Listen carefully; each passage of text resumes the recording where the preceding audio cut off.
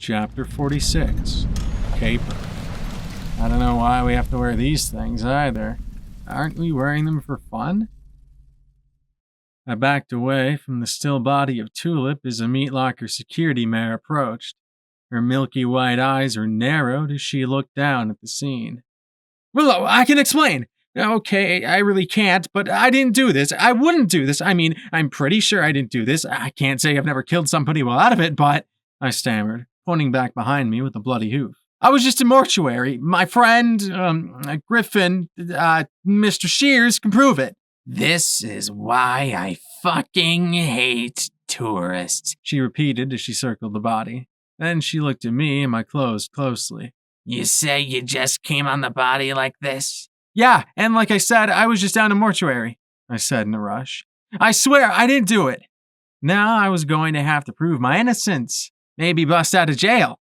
Can I handle a jailbreak? Oh, sweet Celestia, please don't tell me I'd have to kill ghouls to get out of here. I liked ghouls.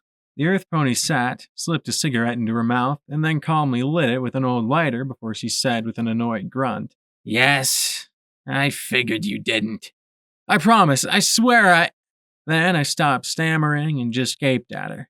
Really? No blood spattered on you. Just a bit on your hoof from stepping in the pool. She stepped close and lowered her hoof towards Tulip's shattered head. Well, I know you probably could do a wound like this. It would have been messy. Bits of blood and bone all over the place. Your clothes are still clean. She peered down at the slain ghoul with a little groan. Damn, Tulip was a nice girl. Hopeless merchant, but nice. Well, thanks, I said in a bit of a daze. I was so used to being in the middle of the proverbial shitstorm that some pony cutting me a break was depressingly novel. She took a long pull off the cigarette and let the smoke shoot out of her nostrils. You're a lousy suspect. From what every pony was saying, you got along well with Tulip. Can't be a sour deal because you paid in advance. Hell, you haven't freaked out at all. That's pretty exceptional for a breather. She glanced over at the canvas bag. Can't be robbery. The goods are still here. Wasn't a feral attack. No bites or other injuries. Might be crazy, but if it was you, you're the neatest psychopath in the hoof. She sighed and moved closer to the body. Sorry, Lip. And then she started pressing on the corpse's ribs. There was a dry, crunchy noise as Tulip's side depressed. Busted ribs. Willow carefully removed the saturated clothing to reveal two dark, round distortions. Hoof kicks. Some pony knocked Tulip right off her hooves. Like an apple buck, I remarked, drawing a look. It might have been approval, but with a mare like Willow, how could you tell? Yeah, but see, the one on the left isn't as deep as the one on the right. I'm guessing Tulip was kicked till she was turning, maybe running for help. The kicker was strong enough that she was knocked on her side, and then... She mimicked the hoof coming down again on Tulip's head. She didn't even have a chance to get up. See? She pointed at the blood spattering across the body. All round gravitational drops. No movement or smearing. Instantly dead. You seem to know a lot about this stuff, I commented, getting a smoky snort from the mare. Yeah, you could say that, she said, taking a moment to chew on the cigarette. Sometimes I wish I wasn't a part of Wingclop's jerky squad. That's what I call his security ghouls. Too much of a joke for me. We're supposed to let everyone in so long as they're not red-eye or remnants. I just keep an eye open for trouble like you and hope for the best. I noted that harbingers were okay. Were you in the military? Looks like you know your way around firearms, I said with a look at her assault carbines. Law enforcement, actually, which makes shit like this all the more annoying. She glared down at the body, flicking ashes from the end of her cigarette. 3 days from now, no pony's gonna give a fuck. Lip deserves better. I looked at the dead ghoul and back at her. So what do you think it might have been? She scowled at the body, the blood, and mostly at me, then took a long pull off the cigarette and let the gray smoke out in a long plume. She sighed as she returned her eyes to the crushed mare. If it wasn't a robbery, wasn't a feral after a nibble, and wasn't personal, she might have been in the wrong place at the wrong time. She pointed at my reinforced barding spilling from the sack. She might have been coming to deliver your barding and come across something worth killing over. Something illegal? Maybe that Owie Zodel had something to do with it, I suggested, and got a sullen look in response. What? The guy's a creep, and not because he's a ghoul. Yeah, except there's nothing illegal about being a creep. We don't have much in the way of laws anyway. Pretty basic, really. And while I don't put it past him, Aoizoto's a weak little shit. He gets other ponies to kill for him if he can get away with it. He couldn't have killed her like this. She groaned in irritation. Fuck. Knew it would come to this. Fucking breather tourists. You don't like smooth coats? I asked in concern. She shrugged. I don't like unknowns. Hate 'em. Don't care if they're alive or dead. I think we should screen anyone who comes in here. Keep our own safe. Wingclop wants everyone to just pretend we're all alive, like the rotted hide is just a bad rash. And Aoizodel wants us one step up from feral, so we'll all keep drowning in booze and rainboom. At my clueless expression, she snapped, Super strong dash. She took another long pull on her cigarette and sighed, shaking her head. But more folks want the chance to trade and pretend like we're normal, so they'll let every freak show into this place. She shot a pointed look at my mechanical legs. I popped out a finger and scratched out a booger, making her squirm in disgust when I flicked it away with a grin. Freak show that, Willow. So now what? I asked, stepping away from the body a little. Now? She looked surprised. Well, now you take your armor, you paid for it after all, and go fuck yourself for all I care. I'll make sure she gets incinerated.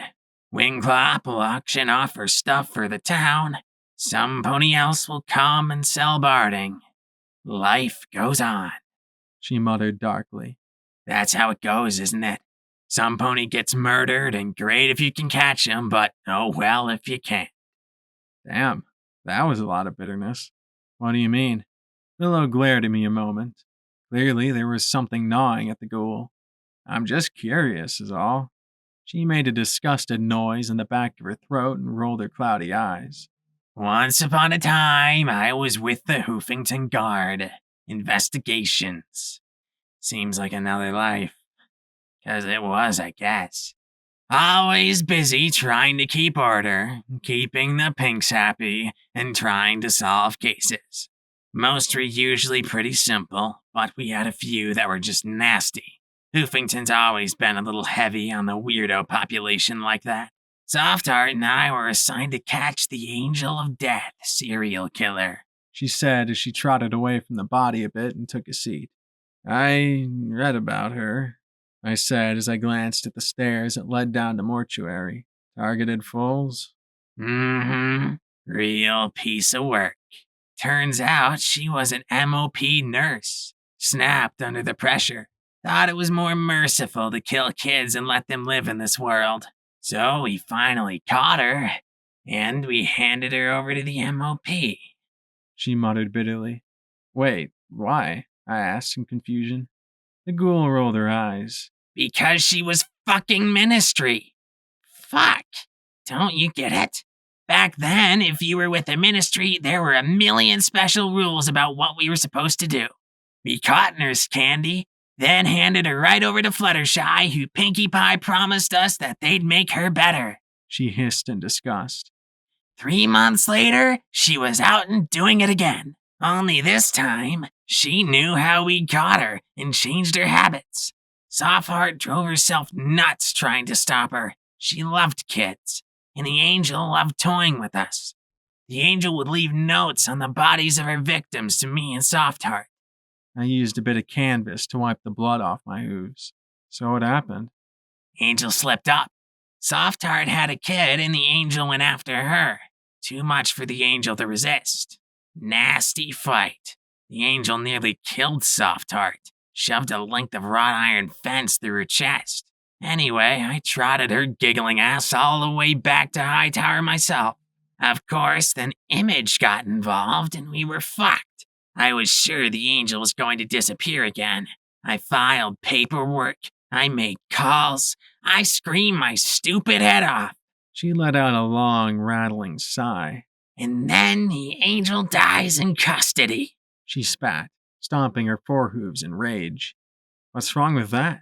I asked, and got a glare in response. That's exactly what my fucking superior said, She snarled, jabbing her hoof at me. But she was killed in custody, and I don't care if it was the Angel of Death or Princess Celestia. A crime is a crime. Then I dug some more and found out there was a whole slew of ponies killed in Hightower. No investigations. No nothing. Others had gotten hit by some sort of mind-sapping magic. All fatal. And no pony was investigating. Some pony was covering it up, but I had no idea who. She snorted, looking back at the body. Softheart snapped. Couldn't take it. Maybe it was her injuries or something, but she couldn't let it go.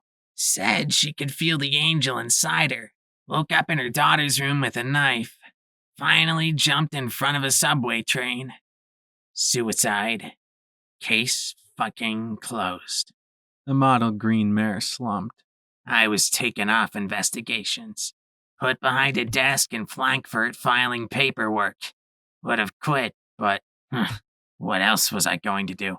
She said with a shrug. Bombs fell and paperwork was pretty much moot. Lasted a year before ghoulification set in.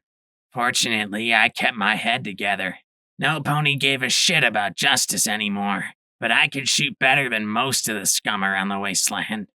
Then she suddenly blinked and groaned, covering her face with her hoof. Ah, shit. I didn't just do that, did I? What? I asked in concern. The mottled green mare just adopted an expression of self-disgust. Don't tell me I actually gave you my whole when I was alive sob story. I hate that shit. She snorted and spat her cigarette butt into the shadows. Ghouls always have one whiny story from when they were alive. Promised I'd never share mine. They're always so pathetic. Sorry, but it was an interesting story, I said. I considered her a moment, and a slow smile spread on my lips. I adopted as casual a tone as I could. You know, I'm going into Hightower. I try not to look too interested, but the ghoul could clearly handle herself. Are you joking or crazy? Willow asked, and I grinned widely at her. She looked back at me flatly, leaning away as if my crazy was contagious. Blackjack, I don't know you. Why in Equestria would I follow you into a death trap like Hightower? Much as life sucks, I'd rather not lose it. I looked at the skeptical ghoul and then smiled. Because you have questions about the things that happened in Hightower? Niggling little things you want to know? Even if the answers don't matter, you still want them? She glared at me for a long moment before she snorted. Not that bad. Now get out of my mane. I need to get Tulip cremated and tell his mayorship to clean up the mess. I felt like she'd slugged me. Mysteries. Potential answers. How could she pass that up? I sighed and just nodded, gathering up the reinforced combat armor Tulip had made for me before starting back towards the Afterlife Club. And Blackjack? She called after me. I stopped and looked over my shoulder at the ghoul as she added grimly. Keep your eyes out for some pony that can crush a skull with one blow. Given there was someone in Meat Locker who could kill a mare like Tulip, I found a bathroom and checked it for occupants and read bars before removing the clothes Velvet had generously given me. I sighed and, for the first time ever, carefully folded my clothes and packed them into the bottom of my saddlebag. Tulip had done well. The reinforced combat armor was a mottled gray like concrete, and the usual ceramic plates had been replaced by some sort of metal I couldn't quite identify. So I chanced a little nibble. It tasted like caramel and was lighter than steel. Still, this was definitely some heavy-duty armor. Security was etched on the back in black letters, and she'd even painted my filly in place. I felt guilty seeing it after Boing. Sighing softly, I pulled the barding on. Tulip had done really well. It fit like a sock. I debated putting the helmet on for a moment, then remembered what Willow had said. The helmet went on immediately. I had no idea how reinforced my brain was and would prefer to not have to find out. I stood like a zebra, winced as the armor pinched like mad in the crotch, and carefully tugged it so that I could go bipedal comfortably. No need for the boots on my forelegs. I wasn't sure what the SWAT spray painted out had stood for, though. Security whines a ton? As I trotted out of the bathroom, I turned my thoughts again to the task ahead. If I was going into Hightower, I'd need a strong team. Rampage, Lacunai, and Stygius were solid. Psycho Shy might have conflicts, but I was pretty sure she'd follow him. That wasn't quite enough, though. At the very least, I'd need some pony who knew the layout of the prison. Some pony who could deal with robots and turrets. Some pony who could keep us all alive. Some pony good with locks. Shears was an unknown. I hoped he had some combat skills.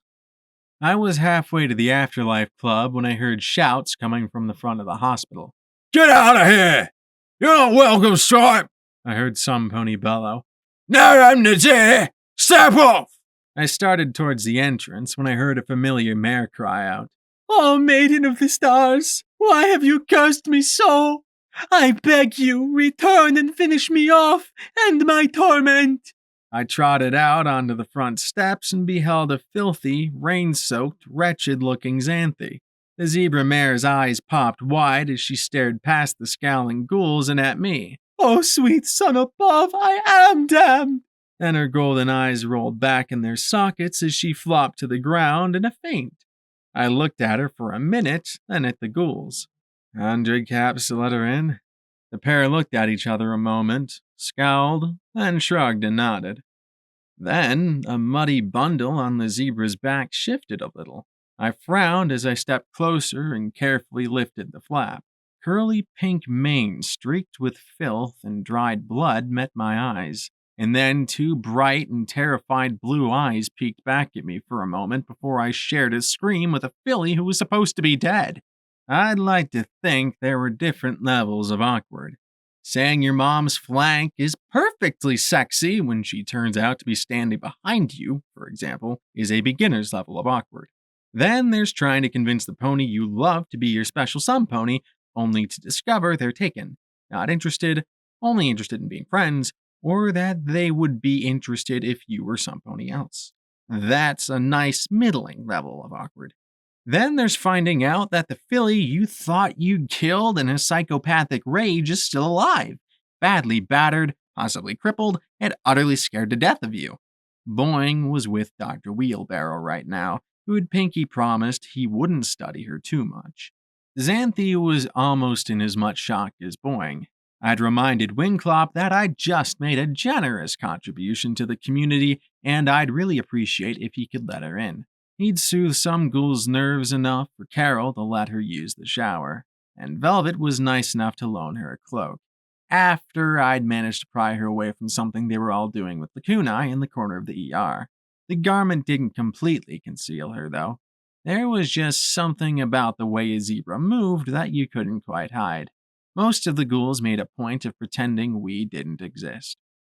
I was too preoccupied to really enjoy the music and afterlife as I spoke with the spooked zebra at one of the club's tables. So you couldn't get to the collegiate and have been wandering around on your own since you left Yellow River? I asked Xanthi as she held a cup of tea between her hooves. Her eyes were darting back and forth between Nurse Graves and me, as they had ever since she'd woken up in the care of the ghouls. Apparently, while there wasn't exactly a rule against them, there were a lot of old grudges against zebra kind in Meatlocker. Wingclop had grudgingly allowed her inside. I think the sight of Boing was enough to let him make a special allowance. Yes, since you cursed me, I wandered through the rainy night seeking my way. The Pegasi flew away with their injured comrade. I was rained on most terribly and slipped in the mud several times. I finally returned to a tunnel where I discovered that poor filly battered within an inch of her life. Returned? I started to ask. Then I wanted to ask about Boyne's injuries. Then I felt really guilty and shut up, so she went on. I could have left her, but my spirit is already tainted enough by your curse. I didn't need ghosts haunting me as well, so I helped her as I could and sought aid. She shook her head with a sigh. The Harbingers, They had no help for me, as they only sought you. I could only head south and hope I found the collegiate you mentioned, but I was lost. I followed the mountains too closely, and this was the only community I knew where she might get aid. Good thing I cursed you then. I thought I killed her, I said as I looked at my hooves. Funny. Almost killing her in a frenzy was somehow worse than killing her outright. Somewhere in this hospital was a filly who was terrified of me, and rightly so. If Xanthi hadn't found her and gotten her to some pony who could help, she would have been dead. No, Blackjack. Life is better than death. A few exceptions, of course. Steel Rain, Lancer, whatever was running the Harbingers. But it was better she lived. She'll recover. She has a skull fracture, 3 broken ribs, and a broken pelvis. Severe damage to her legs. Punctured lung, too. But fortunately, Xanthi administered a healing potion in time. Dr. Wheelbarrow will have her up, if only to run a few tests. Harmless tests, I promise. Nurse Graves added quickly as she caught my eye. Dr. Wheelbarrow has a theory that the magic which turned us into ghouls can somehow be reversed. She gave a minuscule shrug. It's a pleasant theory. She sounded almost dismissive of the idea of being alive again. You don't want to be alive? Xanthi asked in shock. It would be nice, I suppose, but there really isn't much difference between the living and the unliving. Happiness matters far more. A moment later, she gave me a significant look. There's a rumor that you are going into Hightower soon. That's the idea. Mr. Shears says he knows a way in that won't result in us getting dusted right away. Once we're inside, well, we'll be exposed to enervation, so we charge through as quickly as possible. Okay, that didn't sound any better out loud than it did in my head. But if we were fast enough... She closed her eyes a moment, tapping her hooves on the tabletop. If you go, I would like to go with you. I have medical expertise and a knowledge of the prison. I stared a few moments, making sure she was serious before asking, not that I'm not grateful for the help, but why? You spent a really long time trying to get out of there. Why would you want to go back? I don't. Every thought of that place fills me with dread. But if you are going, I want to make sure that that horrible place doesn't take any more lives. Plus, I know where there is a large stock of Radex and Radaway and other medical supplies, and you'd need me to access it. Without it, I doubt you'd have the time to get in and out again. Windclop looked over from the bar. He'd been keeping a nervous eye out like a mother shadowing her daughter's first date to the atrium. He slipped from the bar and approached. Graves, you know you don't have to go in there. Yeah, well, I appreciate it, I started, but the nurse shook her head. Thank you, but if you are going, then you will need me. I have to make sure that horrible place doesn't get one more soul who doesn't deserve it. The nurse smiled sadly at the Pegasus Ghoul, who clattered his bony wings nervously and looked around. Suddenly, he turned and marched to the robot hovering behind the bar. Cerberus, I've got a mission for you. You're going to escort Nurse Graves on her expedition. The floating robot lifted its flamer and spat a small plume of fire into the air. Hoorah! Yes, sir. Turn off this combat inhibitor and I will defend her from every last stinking ghoul in Equestria, including herself. Wingclop scowled at the robot. Your combat settings should be just fine as they are, Cerberus. The robot sagged and let out a synthesized sigh. Fine. Stupid ghoul-loving ghouls and their damn combat inhibitors. Stygius and Psycho-Shy trotted towards me. The bat pony seemed a bit uncomfortable, but I couldn't tell if it was because of his company or something else. So, I heard you unkilled a foal. How'd you pull that one off? Psycho-Shy asked me. Then she noticed Xanthi and began sizing the zebra up as if trying to think of some sort of cutting remark. But upon seeing the terrified look in Xanthi's eyes, she turned back to me with a clear, "You're not worth the effort" snort. Xanthi here saved her life. Hopefully the filly would forgive me for attacking her. Somehow. Well, aren't you a hero? the yellow Pegasus said sarcastically to the zebra. Then she glanced over at Stygius, saw his disapproval, and blinked and forced a grin. I mean, way to go. Stygius just sighed and looked away. Psycho Shy's grimace melted into a worried, uncertain frown. Rampage materialized out of the crowd. Remind me not to eat soap next time I'm looking to get drunk, the striped mare said. She grimaced and clenched her eyes shut, and belched out a small stream of bubbles. Sticking her tongue out, she held her stomach a moment before spotting the shocked-looking zebra. Ave, she said formally. Predator! Xanthe stammered in shock. They implore on me today. Your accent is terrible. Please address me in pony, Rampage said in that oddly formal tone that suggested Shuja was at the helm. Is there going to be trouble between you two? I asked in concern. Rampage regarded her a long moment, leaning over to glance at Xanthe's covered flank as if hoping to see her glyph mark. Your tribe? You are Orla? Xanthe flushed and shook her head. Properly? Xanthe gulped and gave the tiniest little nod. Ah, certainly not a warrior, a priest. Farmer? Xanthe shook her head. Crafter. A little nod. Rampage looked at her coolly, then gave the tiniest smile. Ah, well, better than a merchant. The zebra stiffened a little and even gave a ghost of a smile along with a tiny nod. Rampage looked at me and said with a smile, No trouble.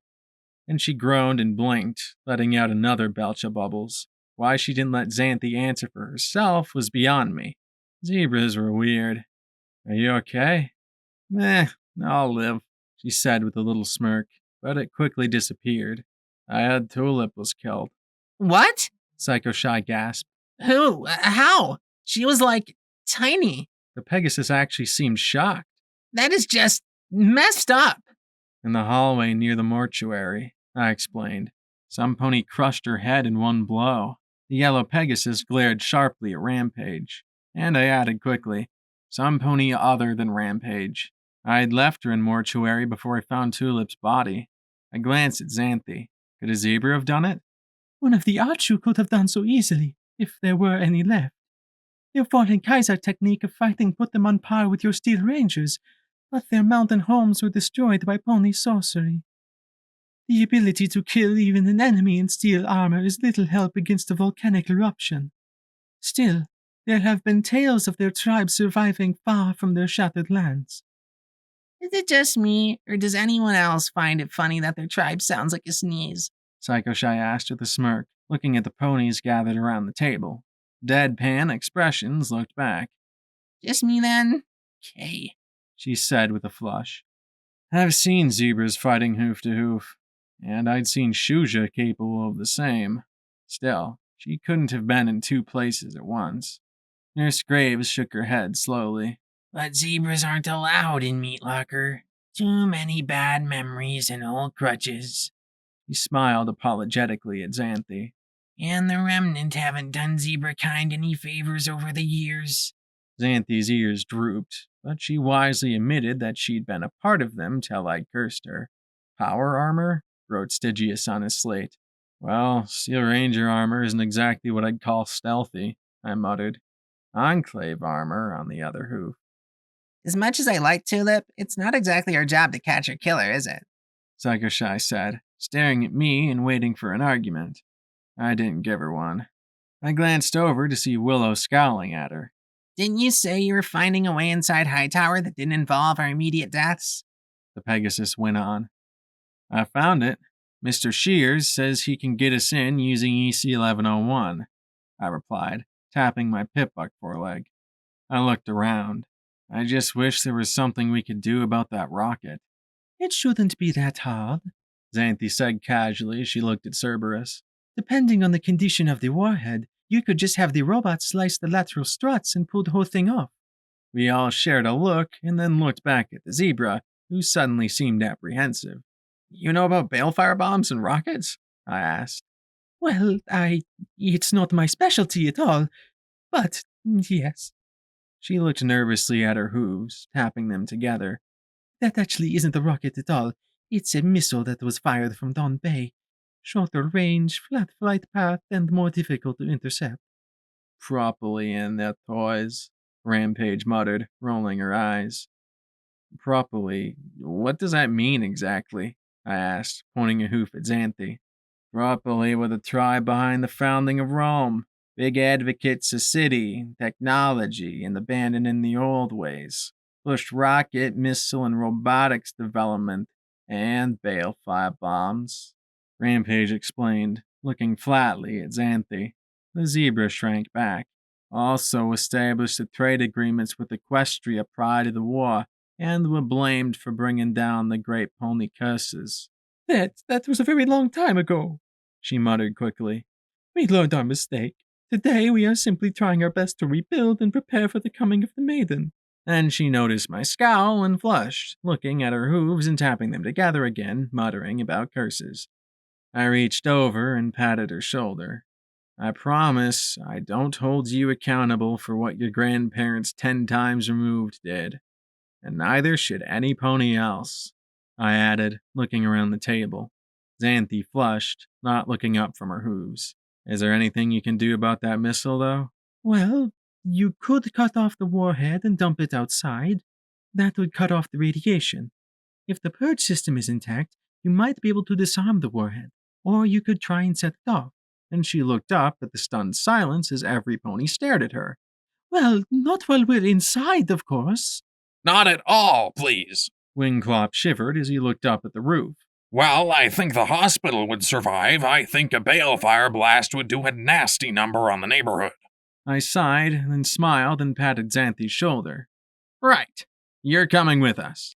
You're our resident balefire missile specialist. Huh? Xanthi blinked. But I can't. Shouldn't. I just smiled at her as she stammered on for a minute or two and then said in a whimper, I'm the most cursed zebra ever. Yep, I said as I put a hoof around her shoulder. Associating with a damn dirty stripe. Damn this combat inhibitor. Cerberus snarled. I popped out my fingers and started counting, getting plenty of stares from around the crowded table. So that's me, Lacunai, Rampage, Psycho-Shy, Stygius, Mr. Shears, Nurse Graves, Cerberus, Xanthi. Excuse me, came that nasty purr that put my mane on edge. Security. We all looked over at the smug smirk of Aoi Zodal. I'd like to speak to you about your upcoming endeavor. What are you doing here, Abizodal? I thought you'd said you'd rather be turned to glue than set one hoof in here. Wingclop said with a scowl. Things change, he replied in his slimy, wet voice, and his eyes turned to me. I understand that you're going to Hightower. I'd like to offer the assistance of my employee, Carrion. That brought a look of shock from Graves and Wingclop. I looked at the smirking ghoul and frowned. No offense, but you're about as trustworthy as a rad roach in a pantry. Why in Equestria would I take him along with me? Last time I checked, none of you have power armor. He'll be a formidable asset against whatever you encounter. Aoi Zodal purred silkily. If you're worried about him shooting you in the back, just put him in the front. I promise you, he'll not betray you. I looked over at the frowning Wingclop and worried Nurse Graves. Well, I asked the skeptical-looking ghouls. Carrion is pretty formidable, I admit it. And if Abizodal orders him not to double-cross you, he won't. Wingclop said with a frown. I still wouldn't take him without knowing why Abizodal wants him to come along, though. Can't I be doing it out of the kindness of my heart? Aoi Zodal simpered. Then he sneered at me. Fine. There's a cell. 755. I want Carrion to rifle through it. No interruptions, no questions, no interference. If he finds anything inside, it's mine to keep. 755? But that was in the maximum security level. Graves frowned a moment, then her eyes opened wide in shock. Oh my! That's Kingpin's cell! Aoizotl purred like me trying to get in Midnight's bed. The most infamous mob boss in all of Equestria during the war.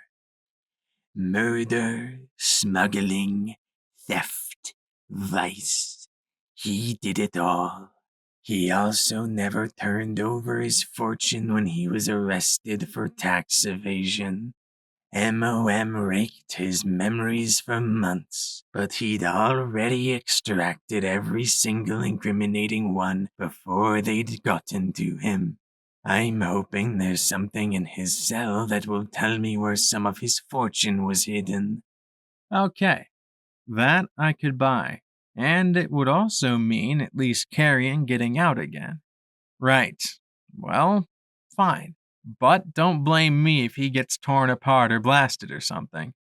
Of course not, The ghoul said with a broad smile that gave me a head-to-hoof shooty feeling. I'll tell him to get ready then. And with that, he trotted away, whistling brightly and making my coat crawl even more. I stood up and looked at Wingclop. Is there someplace we can all meet? There's a conference room on the second floor no pony uses.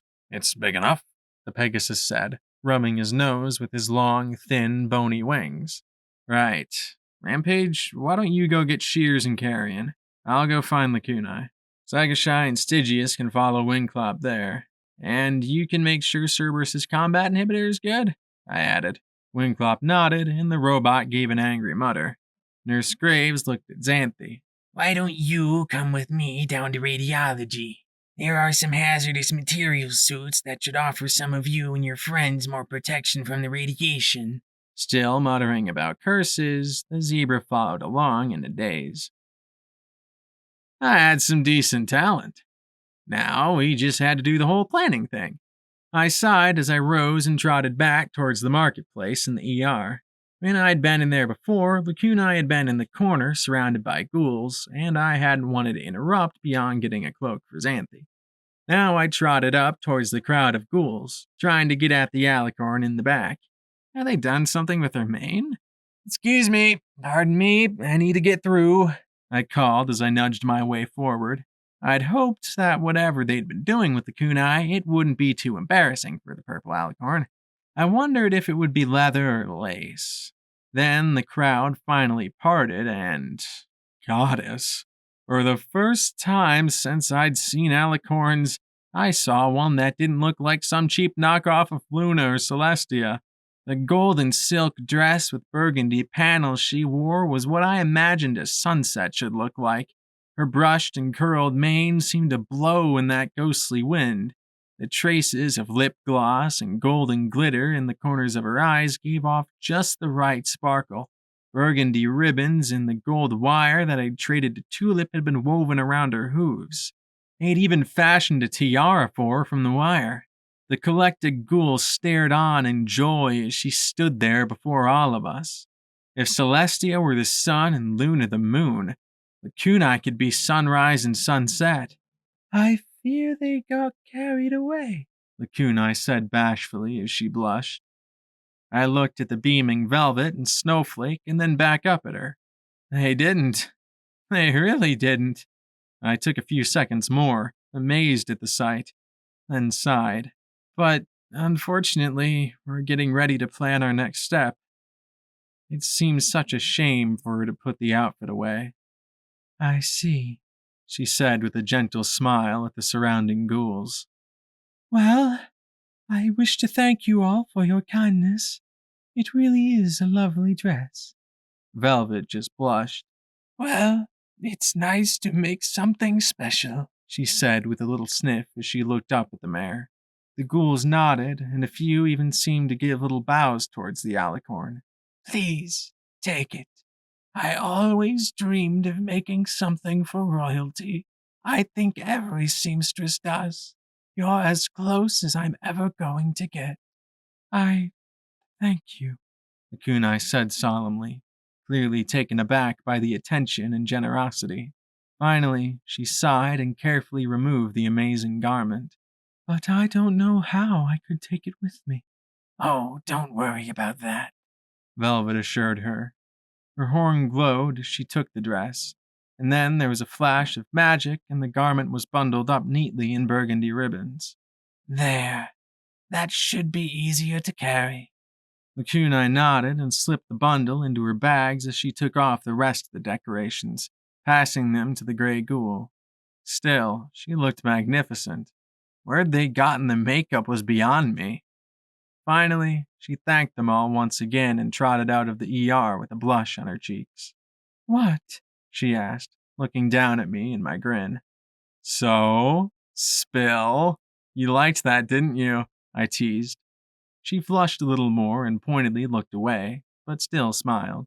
It gave them some joy. And I bet the goddess just loved all the attention, I added. But instead of smiling at my teasing, she just looked sad. Like your eye? She did, at first, and she enjoyed my humiliation. She dropped her gaze. But as it went on, she cut contact. I fear their sincere devotion was upsetting. That was certainly odd. I regarded my purple friend and nudged her shoulder. You've changed, Lakunai. Pardon? Lakunai blinked in surprise as we trotted along. The alicorn still drew looks from the ghouls as we passed, even in the wan glow of my light spell. When we first met, you were, well, a little creepy. You never talked, and half the time when you did, you were the goddess. Now you're you. You let ponies dress you up because it makes them happy. Is that because you're different, or because the goddess is? The question turned her smile more wistful and regretful. The goddess cannot change, Blackjack. I wish she could. When she formed, a balance was struck between the egos of the dominant mares. Anything that could disrupt that balance is diverted into me. Hope, friendship, joy. The feelings and opinions and memories of hundreds of ponies are placed within me. If I've changed, it's because she refuses to. She remains convinced of her own superiority and the manifest destiny of her children. But why wouldn't the goddess want to feel good things? I asked, finding that positively crazy. Because it empowers the part of her that is Twilight Sparkle. The self-important ego of the mare that became the goddess still remembers petty slights made against her many years before the war. And so long as the goddess feels misery, doubt, and self-recrimination, Twilight cannot assert herself or threaten Trixie's domination. She closed her eyes and sighed. Sometimes I think she stripped away so much of Twilight that there's more of her in me than in the goddess herself. Is that why you're, well, good? I asked. The kunai gave me a long look that made me wonder if I'd somehow insulted her. The goddess must maintain control of all within her. To that end, she strips away memories that are good and strong and places them within me. The things that cause her shame, discomfort, or lack of control. If the ponies within her remembered who they were, she could not maintain the kind of restraint over them she now requires. But is the goddess overall good or not? I asked, nudging her hip. She is the combination of hundreds of souls and memories. She has good ponies and wicked ponies within her, virtuous and craven, kind and cruel. The segregation she imposes to maintain control is a mistake, I feel, but one that is unchangeable. The purple alicorn sighed as we walked past Stonewing's memorial. I believe one thing, however. She can do better. You followed the babble of voices to the second-floor conference room. Rampage, Psycho Shy, and Stygius sat on one end of the long, lozenge-shaped table. In the middle, on the left side, Xanthi sat next to Nurse Graves in a yellow hazmat suit, while Cerberus floated behind her, muttering obscenities. The nurse had 2 cardboard boxes in front of her and was counting out bottles of Radex in one while Xanthi examined pouches of orange Radaway. Opposite them were Willow and Wingclop, talking to each other in low voices. Carrion lurked in the corner along with Aoi Zodal, who looked much too happy about this. The far end of the table was occupied by the ragged form of Mr. Shears. Ah, welcome. I'm glad you decided to quit playing dress-up and join us. Shears rasped. Right, I said as I looked around at the assembled people. We're all here because we're going to do the impossible. Break into Hightower. I know it's an irradiated fortress filled with automated defenses, feral glowing ghouls, deadly radiation, and soul-sapping enervation. But working together, I know that we can get in, get what we need done, and get out again. If anyone wants to quit, now's the time to back out. I looked around, but the only person looking ready to bolt was Anthe. Yet she remained in her seat. I wondered if she was too scared to leave or if she simply had nowhere to go. Psycho Shy raised her hoof. So, not that I'm scared, but, what's our goal? 3 things. First, we need to get to the top floor and reach the broadcast network. Second, to find cell 755. Zodel chuckled and nodded. And I looked at Mr. Shears. What I'm looking for is in the attic, He said, his filmy eyes peering into my own over the rag covering his face. It's right next door to the broadcast center on the top floor, so it shouldn't be that much of a problem. From every pony else, the response was just shrugs. But I remembered what Razorwire had told me on the first time we'd met. Took me up to the attic, put a bullet in my head. And then, as if reading my mind, Shears said, I've been waiting an eternity to get up there. Yeah, we were definitely going to have a chat. Well, there's quite a bit of peril between here and there. So how do we get all the way up there? Lacuna asked. There was a blue glow from under Shears's hood, and a moment later, lines of light burst into being above the table. They organized themselves into a glowing green outline of the prison. I've had a lot of time to review and study the ways into and through the prison. 2 centuries, actually. The rotund ghoul stood on his chair, hooves on the conference table. Hightower is stacked in 3 sections, with subsections between. In the basement are storage, generators, and all the infrastructure for supporting the building. Hightower has its own shielded reactor. It's rather like a stable in its own way. On the ground floor are the cafeteria, gymnasium, library, and classrooms. I must have looked surprised, because the fat ghoul chuckled. Oh, yes. The prisoners had to do something with all the time on their hooves.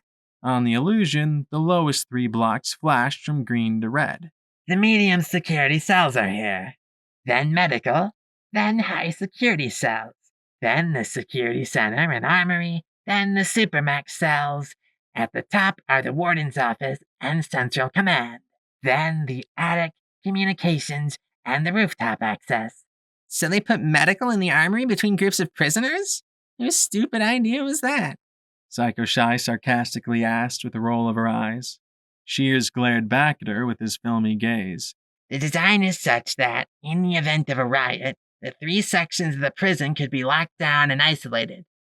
The elevators only go from the bottom to the top of each section, so there's no clear path to travel from the very top to the very bottom. When in lockdown, there's no method of travel between blocks at all. And if a pony is stupid enough to get into the central shaft, there's numerous automated and reinforced turrets inside. And the whole building's been on lockdown for 2 centuries, I muttered as I looked at the glowing tower. Indeed. Unlike other prisons, Warden Hubble was not about to release his charges. He activated all the building's automated defenses. The guards and staff were every bit as trapped as the prisoners. Then the missile impacted. Radiation killed every pony quickly, and then the innovation field appeared. I thought of the ring in 10 Pony Tower, and how Helping Hoof reported that it had weakened the healing potion when the pony Helping Hoof treated died. How many ponies were in High Tower when the missile hit? I asked, looking at Nurse Graves. She stared at her hooves and murmured almost too softly to hear. We were over capacity. Around 3,000. 3,000? I thought of the dozens, perhaps hundreds, that had died at Silver Star Sporting Supplies. 3,000? It must have shown on my face, because Shears snorted. then dug out some 308 shell casings and tossed them onto the conference table. Please, I've taken steps for that. These talismans will ward off the enervation for several hours. I suggest you not lose them, or you'll get an immediate lesson in what happened to every pony in the Corps. Right, I murmured as I passed them out to every pony coming with me. I thought nothing could affect enervation. Psycho Shy said skeptically as she held one to her ear and shook it, making something inside rattle. How do we know these even work? You don't. That talisman is a product of ancient zebra magic. If it doesn't work, you'll find out quite quickly. Starcattery magic? Xanthi said at once, looking at the shell in horror. Mr. Shears simply shrugged. I can never keep all of your tribe straight. Suffice to say they work. And if they don't, this expedition will be over before we leave the basement. Xanthi shook the shell casing as if she expected it to turn into a radroach and bite her. A red dot appeared in the basement. We'll enter here, take stairs up to the ground floor, and make it to the elevator. We'll have to physically force our way into the shaft and up to medical. I still remember my access codes. I don't know if they'll override the lockdown, though, Nurse Graves said softly. If not, I can. Carrion growled. It was the first thing the Griffin had said in the meeting. Nurse Graves continued. In medical, there are a number of ghouls, robots, and turrets. Patients and staff who were trapped there. We didn't have time to use up all the medical supplies, so there's a large stockpile we can use to purge radiation. The second level is a bit more problematic, Mr. Shears said. The high security area has more robots and turrets. The warhead is our biggest problem. Its magic has produced ghouls of substantial strength. And while it is there, I doubt many of the living will last long. He looked at Cerberus and Xanthi. If the robot can follow her instructions and dump the warhead out the hole, we should be able to get up to the elevator or to the armory and guard station. And if that's under lockdown, how do we get inside? Rampage asked, looking at Carrion. More manual persuasion? Shears reached down under the table and lifted a metal case, setting it on the tabletop. He flicked it open, and at once my pitbuck started clicking. I'd seen the round, glowing orbs before lining the interior of Discord's containment. A balefire egg. Oh, you know it's bad when that's okay, Rampage groaned, burying her face in her hooves. Once inside the armory, we have to get our hooves on the captain's pass. That should get us into the Supermax level. However, it is physically impossible to travel from the Supermax into the top of the prison during lockdown except via a highly secure emergency access. To open that, 2 keys must be turned simultaneously, one in the armory and one in the warden's office. So, how do we get into the office to turn the key? There's an air shaft. In the event of a riot in the Supermax, the air could be flooded with tranquilizer gas, Mr. Shears said, the hologram turning to show a vertical tunnel leading from the armory to the top of the building. The secretaries in the warden's office always complained about the smells being blown up from the armory. Fortunately, we have numerous flyers to get us through. And once we're inside the warden's office, get to the warden's desk. Deactivate the lockdown to shut off the external turrets. Step out onto the roof and fly to safety after we take care of our respective goals. Easy, the ghoul said with a shrug. Clearly easy must have meant freaking impossible 2 centuries ago, Psycho Shy muttered, and Stygius nodded. It's not impossible, but it will be a challenge. If you want to sit this one out, I wouldn't blame you, I said as I looked at the yellow mare. Rampage gave a taunting, "Oh." She jerked as if I'd slapped her. Sit this one out? Me? She glared and jabbed her pinions at me. Why don't you sit this one out? Chill out here. I'll take care of EC 1101, and we'll be done twice as fast for it. Sweet. Let me know how it went, I said with a grin and started to rise, an uneasy chuckle rising from most of the collected ponies. I sat back down, looking at the assembled ponies, zebra, ghouls, and robot. I know it'll be tough. Get your weapons. Willow raised her hoof into the air. I think you're missing a step. How exactly are you getting into the basement? Mr. Shears shrugged. A simple access in the maintenance room on the Luna Blue Line. It is, however, sealed and can only be opened by her program. I shivered. Tunnels in Hoofington were never ever good. The subway? As in the subway that's full of feral ghouls? Dozens of ferals? Hundreds? Willow pressed. There's a reason we sealed the subway access to the hospital. There's just too many down there. She glanced at me, her expression hard. With all the radiation from the bomb, lots of ponies that took shelter in the subway turned to ghouls. The population down there is ridiculously high. Even a pony in power armor would be torn to pieces. I doubt they'd bother. Mr. Shears began, then looked at me, Rampage, Lacunae, Stygius, and Psycho-Shy. Oh. Yeah, it would be a pony buffet if we went down there. We can just carve our way through them, Carrion muttered. But somehow the thought of trying to blast our way through hundreds of ghouls had put quite a damper on every pony's mood. We fielded a few ideas, like Stygius offering to fly through his bait then poofing away. Wingclop couldn't spare the jerky squad to fight away for us. Psycho-Shy suggested getting a few other gangers, but an army of meal tickets would just draw more ghouls. Too bad we can't just tell them to get out of our way, Rampage muttered, then belched and blew a big soap bubble. Yeah, ferals may leave normal ghouls alone, and occasionally we can herd them up and persuade them to move. But they never actually do what we say, Nurse Graves said with a sigh. I sat there a moment, feeling frustrated. It'd take days to thin the population or try and move them. If we barged in, we might lose some pony. I flipped open my pip buck and activated the routing for EC1101. A little navigation tag appeared on my EFS. Come and get me, it seemed to taunt. Risk your life. Risk your friends' lives.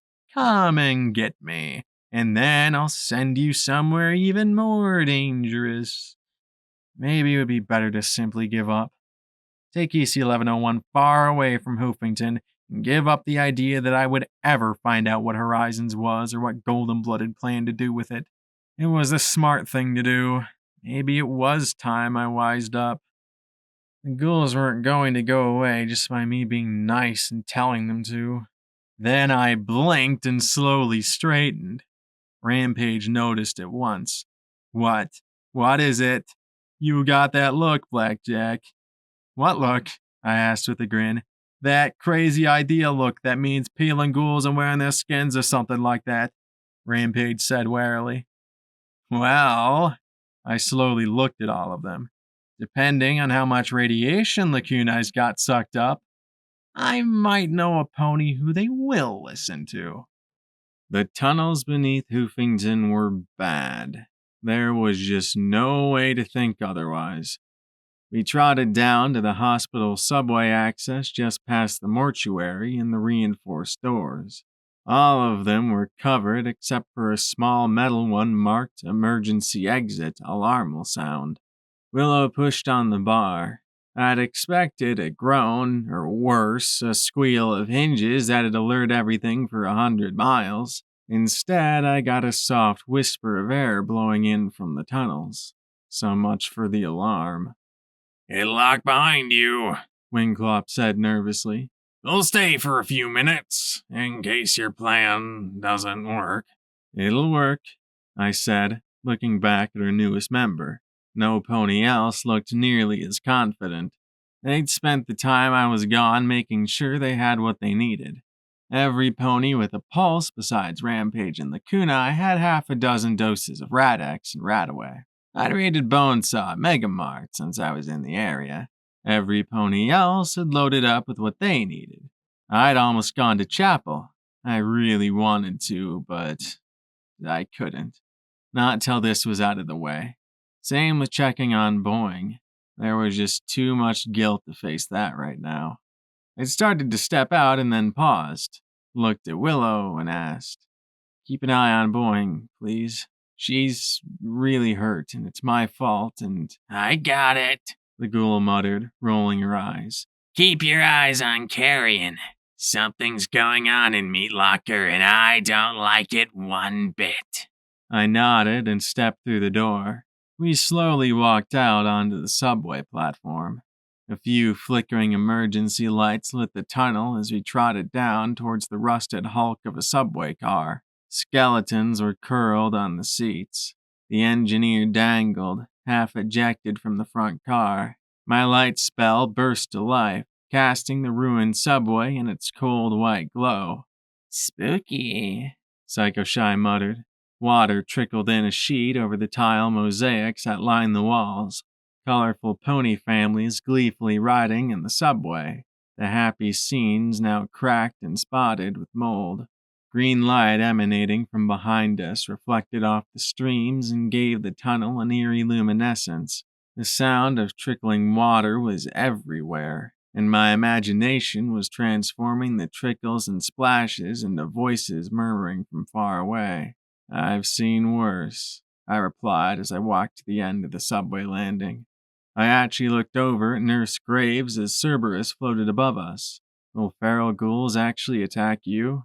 As a rule, no, but when they're agitated, we're every bit as much targets as the living, the mayor replied. She had 2 armored cases loaded with healing potions from Megamart. Hopefully they'd last a while before they spoiled. The kunai had filled them with every last bit of healing magic they could hold. Wheelbarrow theorizes that there's something in the way non-ghouls move that triggers an attack response. Or perhaps it's just the effects of the magical contamination. Sadly, once a pony goes feral, there's little chance of coming back from it. I gestured for Carrion to take point, and the power-armored griffin did so without complaint. I didn't trust him, but his pair of miniguns would be our best defense if they swarmed. I really didn't want to get swarmed.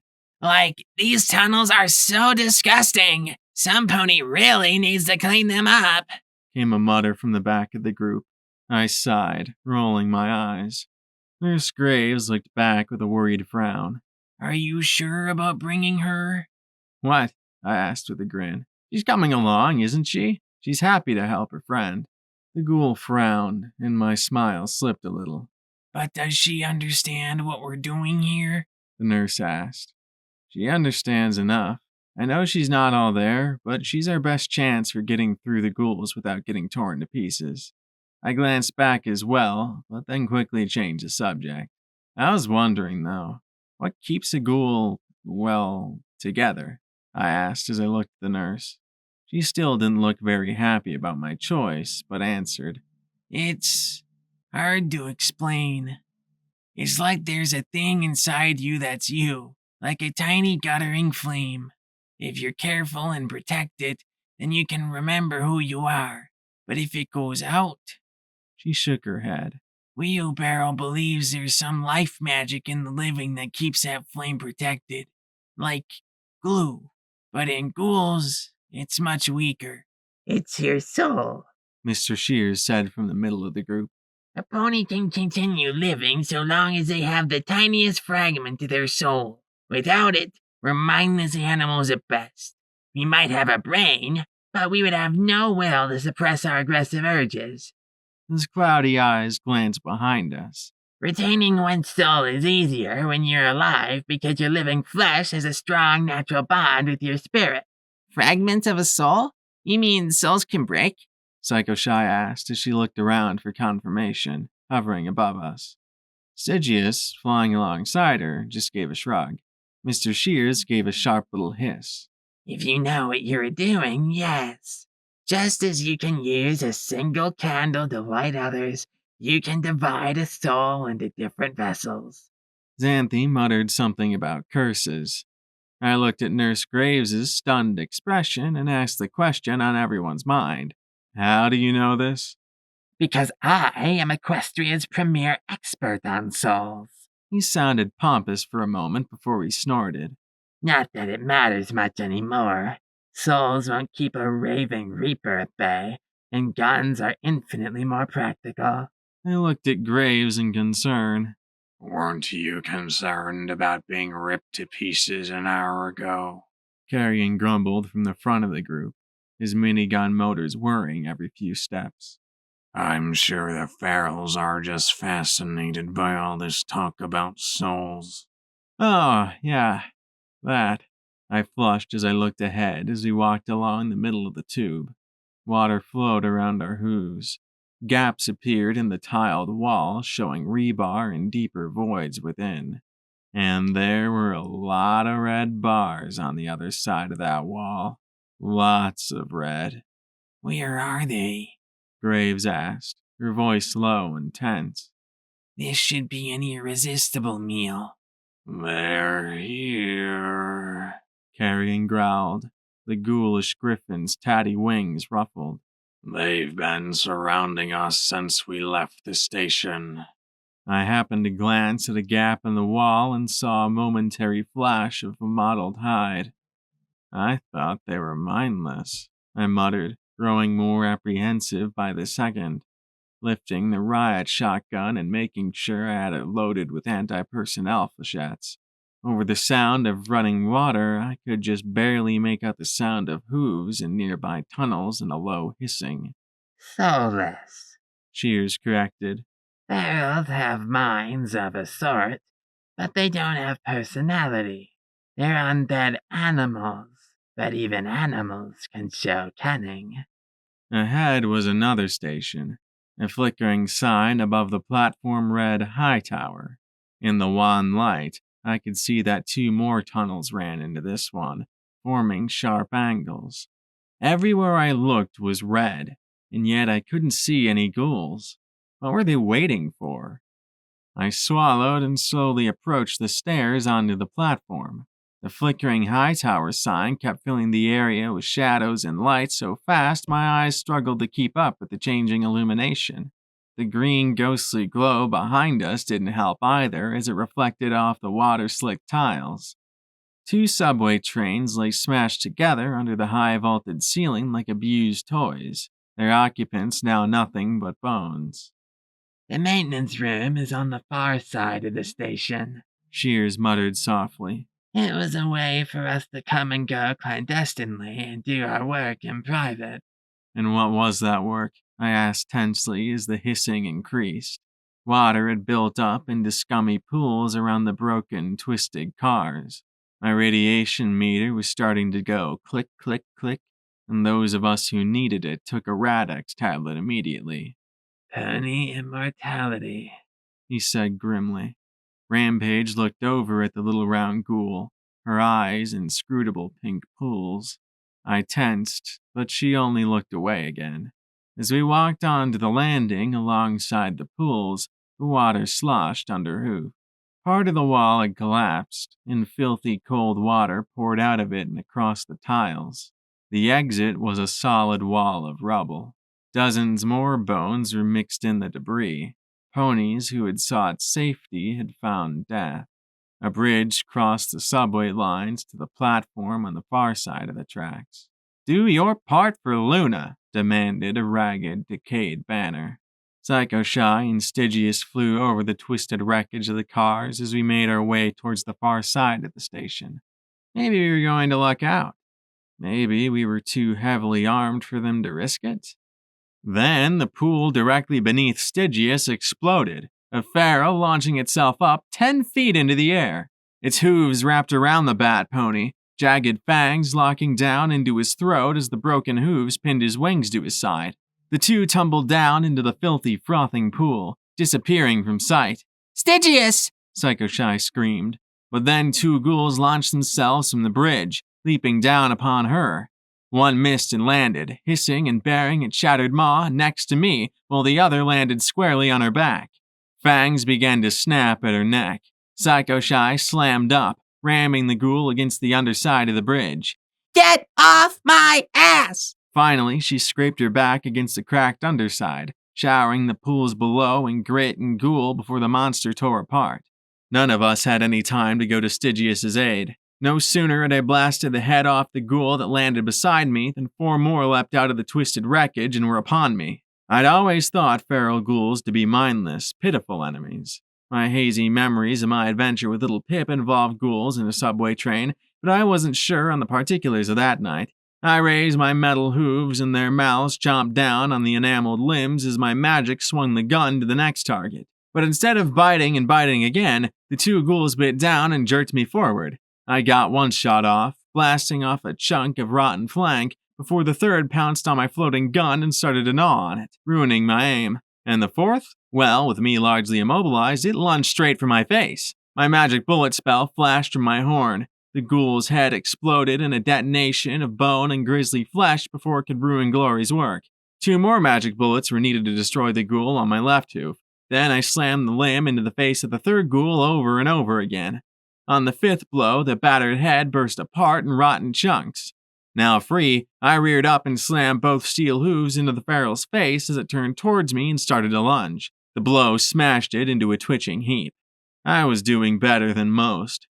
Rampage was dealing with a horde spilling out of the drainage pipe. She had more than half a dozen trying to tear her down as she bucked, stomped, and body slammed the ghouls with such force that some of them exploded between the wall and her armor. She had her razor wire wrapped tail looped around one's throat and was slowly sawing through it as she thrashed wildly. Even she looked terrified. After all, this wasn't too much different than the melee that saw her become a buffet for 99. The kunai and Cerberus floated above, the former completely annihilating the heads of her enemies with shots of her AM rifle, while the latter sprayed flame down from above, punctuated with the occasional blast of disintegration magic and insults like, "Take that, maggot farm!" and, "Proud to be an equestrian! Hoorah!"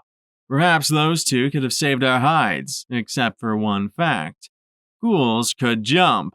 I watched as they raced with eerie grace along the tops of the trains and launched themselves into the air towards the pair. The kunai's shield, so effective at stopping bullets, was useless at stopping a relatively slow-moving ghoul. They bit and scratched wherever they landed, biting down on her purple wings. "Get your stinking hooves off me, you damn dirty ghoul!" Cerberus shouted as he struggled to keep aloft with 3 ghouls clamped down on his limbs. Carrion seemed to ignore the carnage around us as he pointed his miniguns down the tunnel and poured a constant stream of fire at the flood of ghouls pouring towards us. Their screams almost drowned out the resonant purr of his miniguns as he kept us from being completely overwhelmed. The ejected 5mm brass sparkled brightly in the glaring muzzle flashes. Xanthi, Graves, and Shears stood back to back, fending off their attackers. Xanthi muttered over and over, "I'm cursed! The stars have damned me! Utterly cursed!" Yet, while she wasn't fighting near Rampage's level, her hooves were keeping the undead attackers at bay with strange flashing kicks and stomps that allowed her to deflect the ghoul's snapping fangs. Graves held the strap of one of the armored medical cases in her mouth and swung it like a bludgeon, or maybe an incredibly stout purse. Shears had pulled from his robe a pair of large, wicked-looking magic-powered hedge trimmers. Every time a ghoul lunged forward, the clippers snapped, and more than one ghoul fell back missing a leg or head. There was a shadowy flash, and a bloody Stygius appeared on the landing, bleeding heavily from several bites to his neck and scratches to his wings. The pool frothed as 2 ghouls clambered out after him. He opened his mouth wide and let out a squeal that seemed to stun the ferals. They slumped on busted legs, shattered bones poking out of their tattered hide before he kicked out and pulverized their skulls. 4 more emerged from the pools in the meantime. There was only one pony who wasn't getting attacked. One who was squinting at a rancid advertisement for mane curlers, oblivious to the battle. I took a deep breath and bellowed as loudly as I could, "Spoon!" The glowing gray ghoul looked up, blinking her luminescent green eyes from behind her deformed spectacle frames. "Oh, sorry, coming!" she yelled as she trotted towards the fight. The glowing gray mare snorted at the ferals. "Hey, stop that! Get off them right now!" she said as she trotted into the middle of them. "If you don't stop fighting, I'm going to report you to Pinkie Pie." The ghostly green light emanating from within her seemed to brighten, and the ferals hissed and slowly backed away. She nodded primly. "There! Knew that'd get them to behave." Psycho Shy landed next to the bloodied Stygius. "I need potion. Healing potion. Quick!" she stammered. Graves trotted over immediately. The kunai shook the ghouls off and darted next to the medic, her horn glowing as all 3 mares treated his injuries. The ghouls weighing down Cerberus detached and backed away as Silver Spoon trotted around the perimeter. Their hisses dropped to almost nothing as she passed, and I was astonished to see red bars turning blue. Carrion stopped his fire, gun barrels raising steam in the wet air as he too looked at the gray glowing one in shock. I had to admit, I was pretty impressed too. Hoorah! Like fish in a barrel! Cerberus cheered, then pointed his disintegration talisman at one and fired. Instantly, the ghouls let out a hiss in unison as one of them collapsed in a heap of green goop. "Stand down!" I shouted as the ghouls pawed at the shattered floor tiles with their broken hooves. Need to frag this maggot-loving superior officer. Damn this combat inhibitor. He muttered darkly. Silver Spoon looked at the hissing ghouls and snapped, Oh, just stop it right now. Honestly, blank flanks today. She trotted towards me, my pip buck ticking even more. So, ready to go, Tiara? Sure, Silver Spoon. And nice job with those ponies, I said, giving her a grin. She flushed, her cheeks going even more green, but then her face turned a little more worried. Are you sure everything's okay, Tiara? I mean, you're being totally nice. It's weird. Yeah, sure. I'm just glad you're helping me get back into my office. It was so embarrassing to be locked out. I grinned sheepishly, and Silver Spoon nodded slowly with sympathy. It's okay.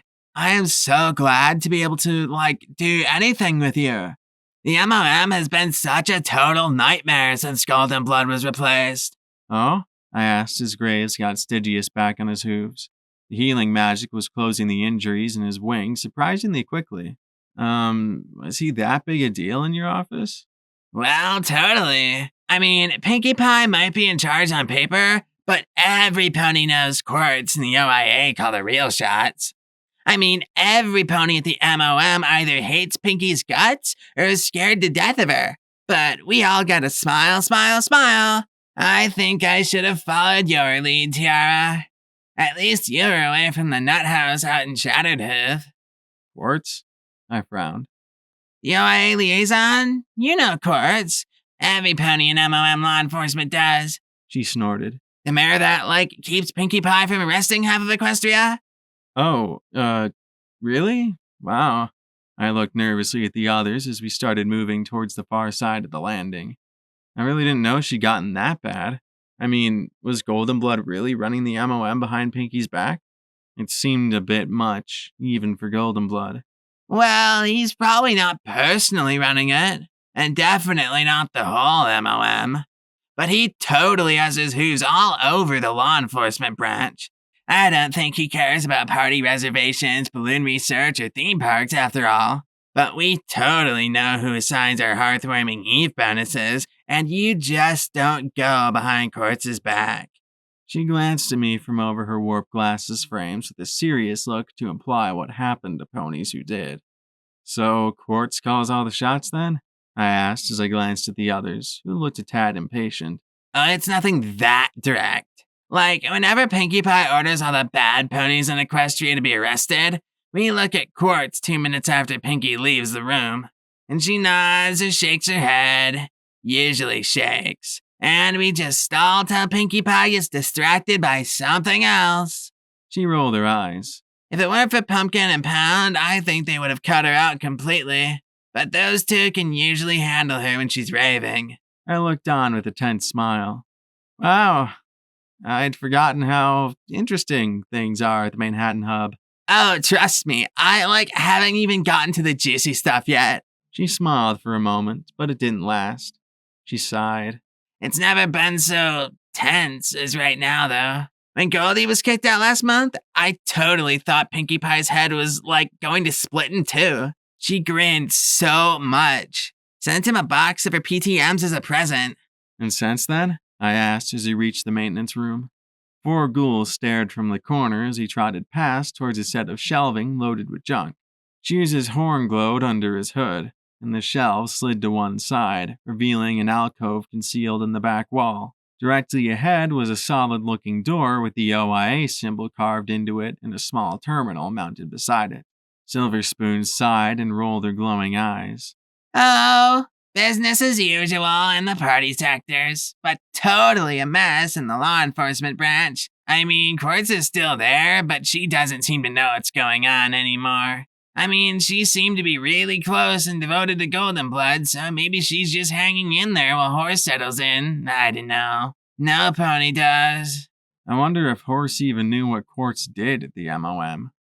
As awesome as catching up on stale MOM gossip is, I'd really like to know if we could get through this door. Shears said impatiently, pointing at the terminal.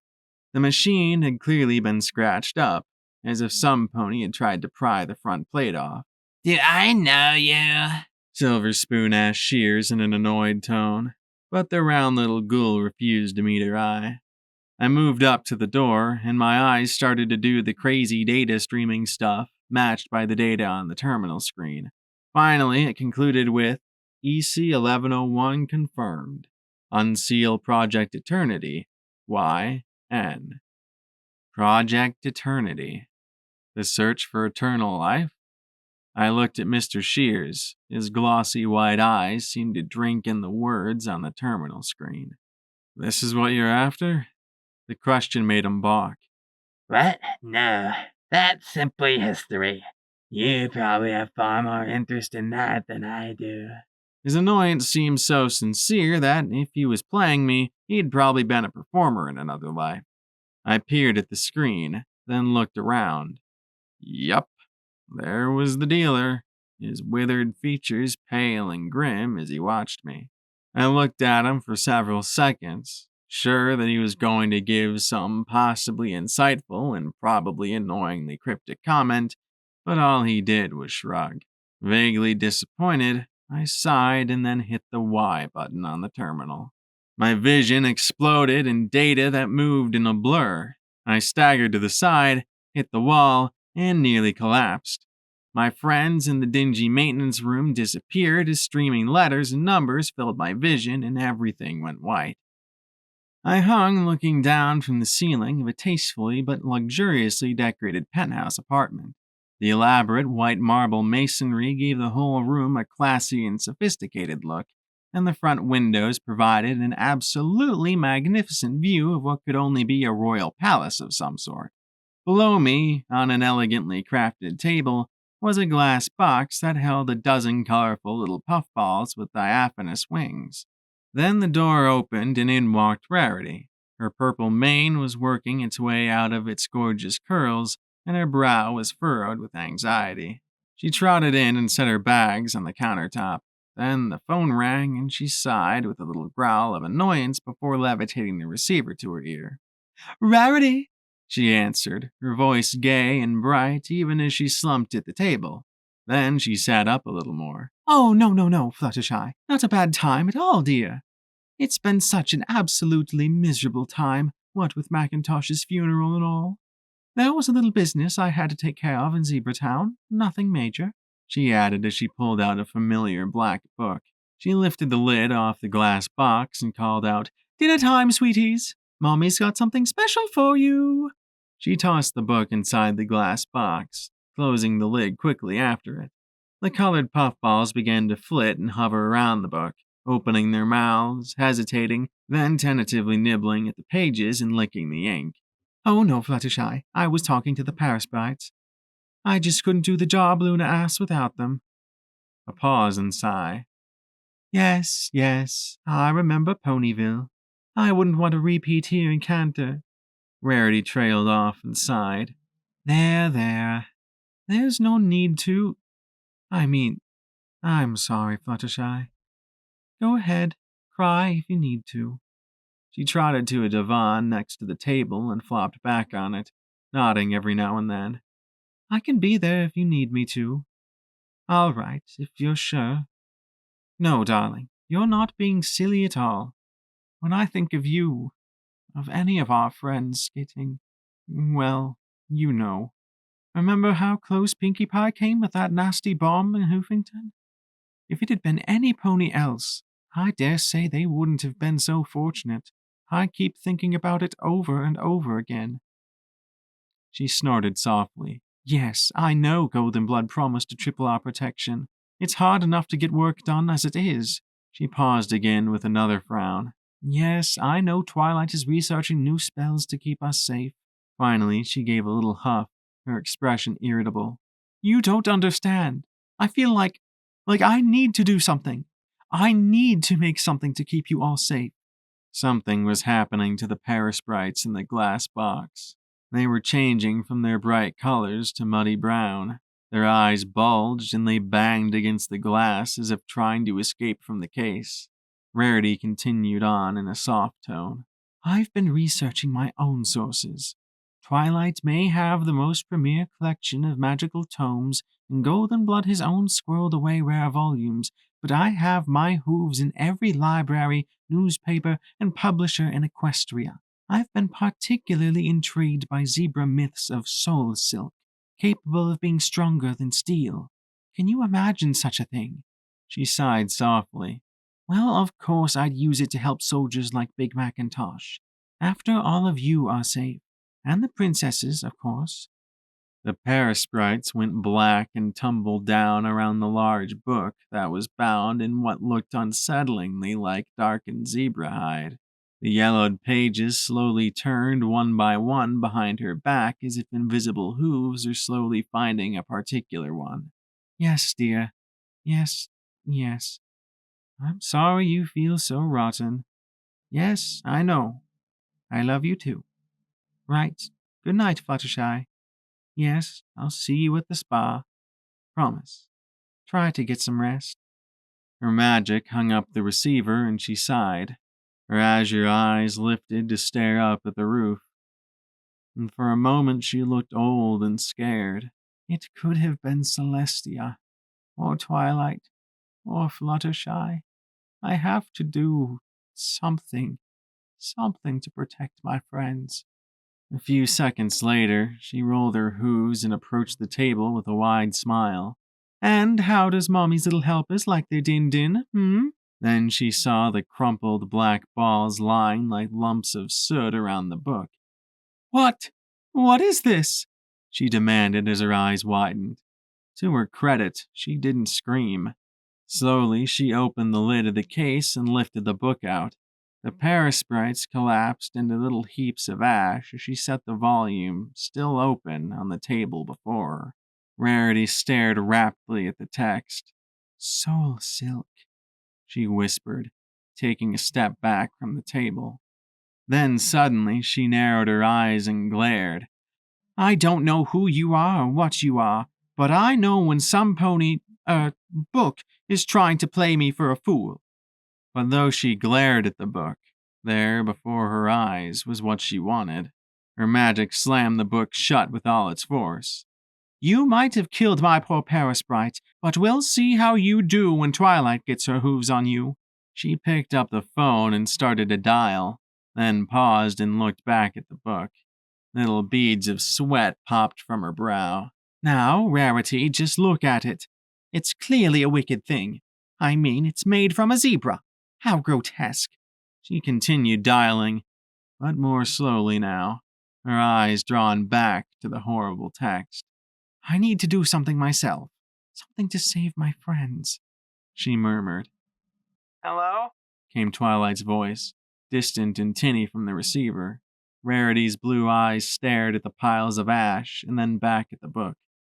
Applejack? She slowly pressed the receiver to her ear. No, Twilight. It's Rarity. She paused and her eyes turned concerned once more. Twilight, yes, I know. I'm sorry. I know. Oh, Twilight, please don't cry.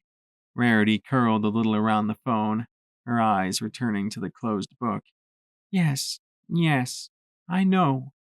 When I imagine it being one of you, Rarity sniffed and scrubbed a tear from her eye. Yes, I know. Try to get some sleep. Ask for some time off if you need it. And if Luna doesn't like it, tell her to take over the MAS herself. Rarity's eyes lingered on the dark tome one last time, then said in low tones, as if afraid the book might hear, I might need your help. Nothing major, certainly nothing that needs to involve Goldenblood. Just need some friendly advice. Right. Good. Please take care of yourself, Twilight.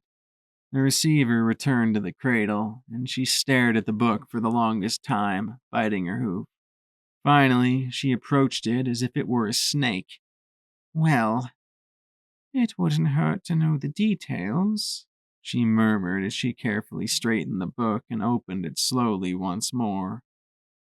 My vision returned, and I slumped against the terminal, almost collapsing again. You'd think that opening a magically sealed megafile of arcane what's it would be easier. I picked myself up and looked back. How long was I out? You were out? Psycho Shy scowled in confusion. Rampage wore a worried expression. Are you okay, Blackjack? Oh yeah, sure. As okay as I ever am. The worry turned a little more sympathetic, but she didn't pry. Wow, that was way faster than usual. Was it because the recording was sealed, or something else? I shook my head hard to clear out the disorientation, idly wondering if there was a single other pony in the wasteland who'd had as many hallucinations and visions shoved into their head as me. No time to ponder that now, though. I peered down the narrow, rusty, pipe-lined hallway that extended before us. It gave the impression of a bloody shotgun barrel, the air filled with a reek of sulfur, water, and rust. A chill filled the air and made my mane prickle. I looked back at the others. Some eyes were filled with confidence, some with fear, and others with calm resignation, and I was about to lead them into the deadliest place I'd ever been. This was different than storming Hippocratic research. Then there'd been the drive to get my Pip-Buck back and to stop Sanguine. Here I was going in because I chose to. If they died, it'd rest squarely on my shoulders.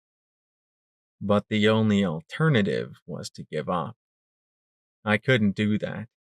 Not ever. It'd mean losing. I took one step, then another, and made my way down the tunnel in the front of the group.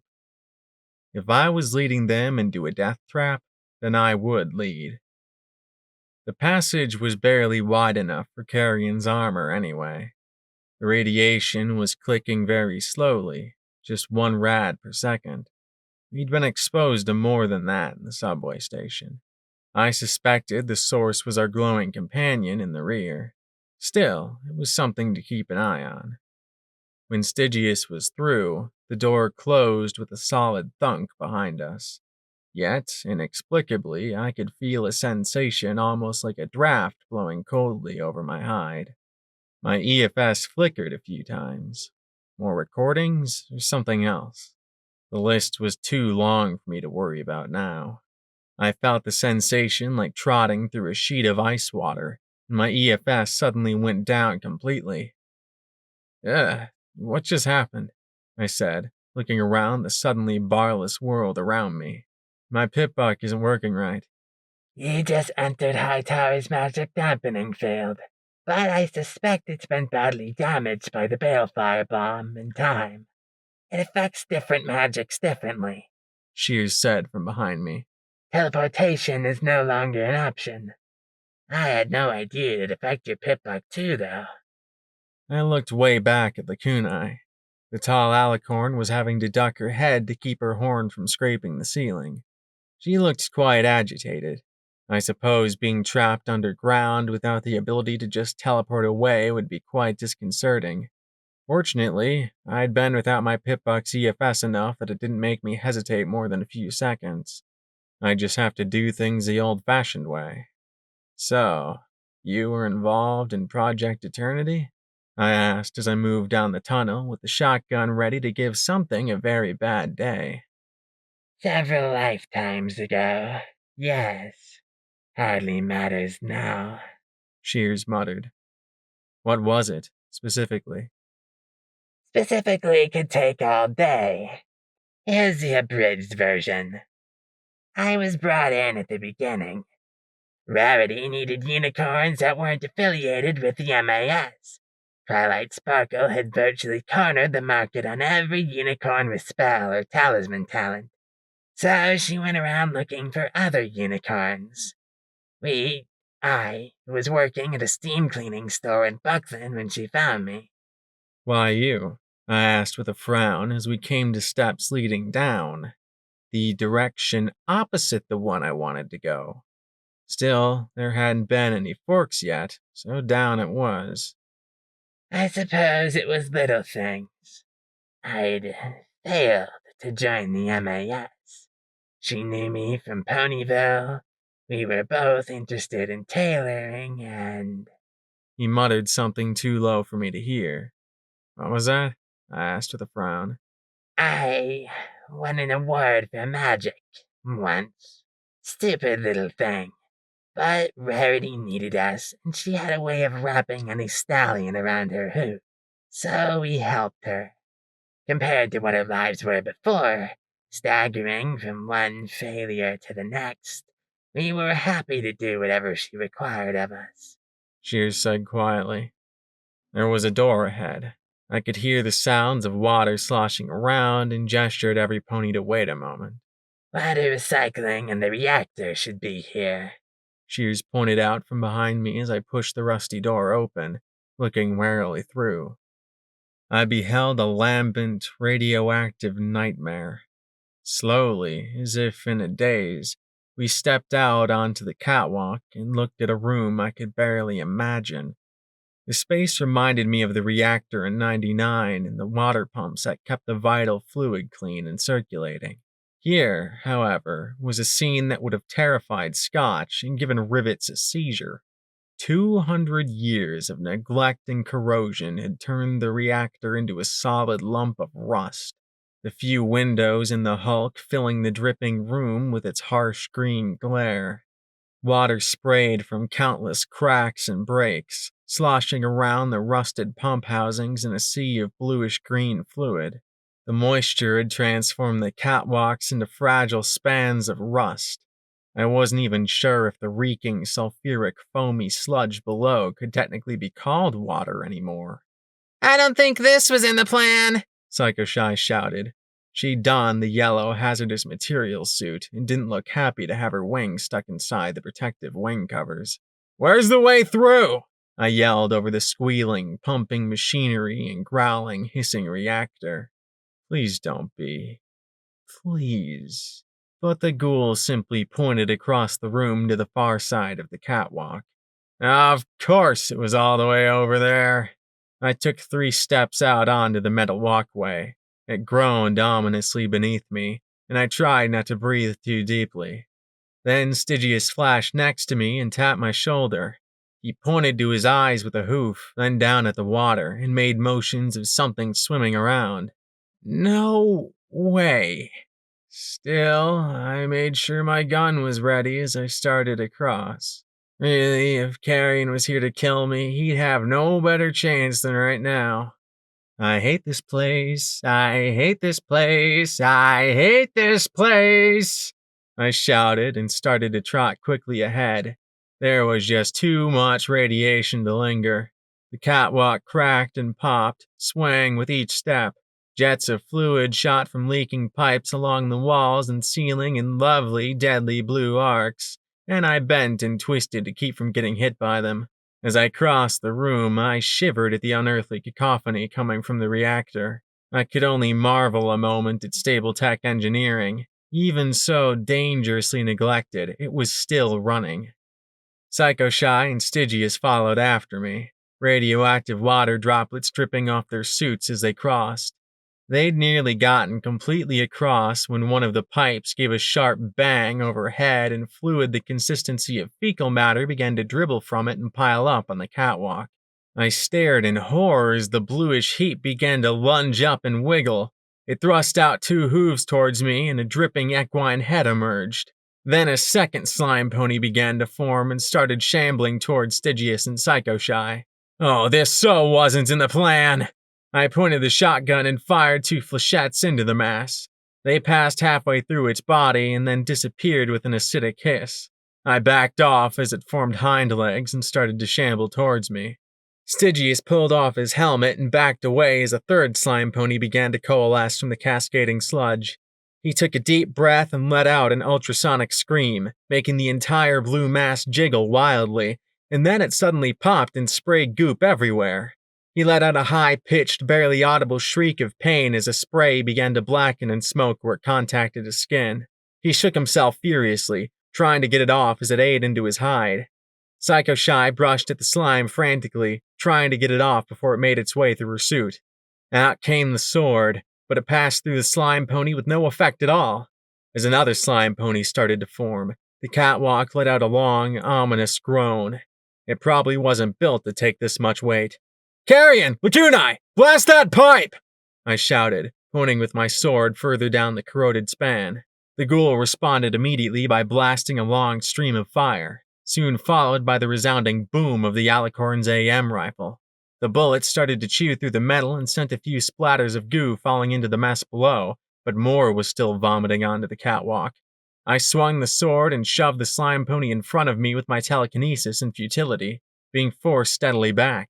Finally, there was a resounding crack as the corroded pipe split, releasing a torrent of goop into the frothing pool. "Lacuni, clear the way!" I bellowed as I gave ground. My rear leg punched through the catwalk and I fell through all the way to the hip. The slime pony's hoof steps made the catwalk hiss as it shambled towards me. The kunai hovered in the air, her horn glowing as her telekinesis flung the writhing masses into the muck below, but it'd take her a few seconds to reach me. That was a few seconds I didn't have. In desperation, I plunged my forehooves into the gloppy mess and screamed as all kinds of alerts flickered in my vision. My legs might have been metal, but the enchantments on them made them feel fiery pain as if I'd shoved them into boiling water. The white enamel hissed and began to flake away almost immediately as the slime pony just slurped its way up my limbs towards my face. Oh, damn it!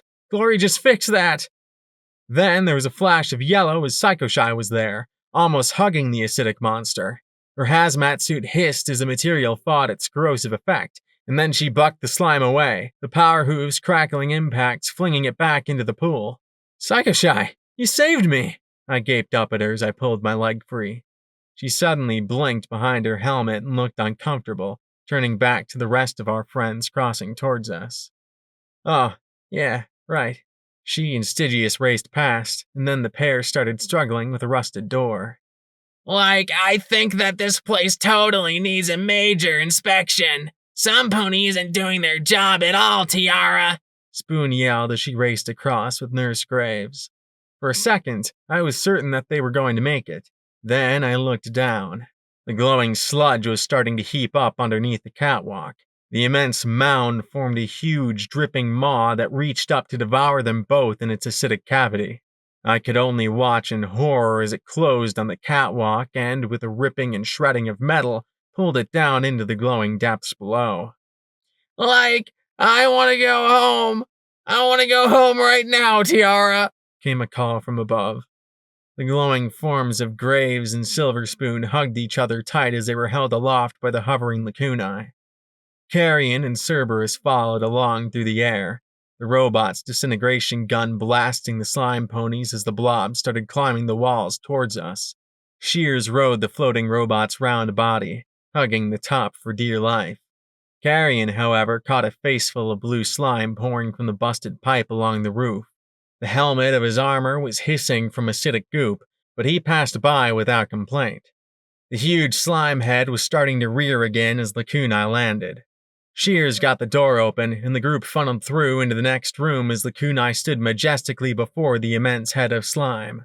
"You shall not hurt my friends!" she shouted as her eyes glowed with power. Each word was punctuated by an arrow of furious silver magic that exploded on impact, blasting out huge gobs of the monster's mass. It still came on, more and more goop surging towards the alicorn. I stumbled to the door, the last one through save Lacuni. "Lacuni, come on!" The alicorn's horn flared, then died. Then flared and died again. "No! You can't teleport!" Her purple eyes popped wide in shock as the mass bore down on her. I suppose that, for her, not being able to teleport was almost like Psycho Shy not being able to fly. She'd been so used to it that she'd forgotten. Instead, a shimmering bubble enveloped her an instant before the slime mouth chomped down and swallowed her whole. The purple light of her shield flickered and disappeared as I stared. No. No, no, no. Please, no. Then the purple light flared, a bubble swelling in the center, and the mass exploded outwards as she erupted from the slime behemoth. It began to pull together immediately, reforming a new head and mouth, but by then the kunai was swooping towards the door. As soon as she was through, I pulled it shut with my now gray fingers. A moment later, an impact made the entire wall bulge inward with a cracking of stone and bending of steel. Every pony just stared in shock for a moment, then watched as blue slime began to trickle through the bottom of the door. We should get going, now. Tiara, what is going on? Silver Spoon asked, staring at me through her blackened frames. Not now, Silver Spoon. The long, high room we were in had pipes running up several dozen feet, and from the water and radiation we had no time to waste in here before slime began to come after us. Indeed, it immediately started dribbling through holes in the pipes, and slimy pony-shaped globs began to ooze after us. The stairs leading up to the room's only other door were a rusted, jumbled mess. The kunai lifted Graves, Xanthi, and Silver Spoon as she floated up. Rampage cleared it in a single leap. Psycho Shy flew awkwardly upwards, her wings weighed down by the bulky suit with Stygius at her side. The two of them together struggling to raise shears.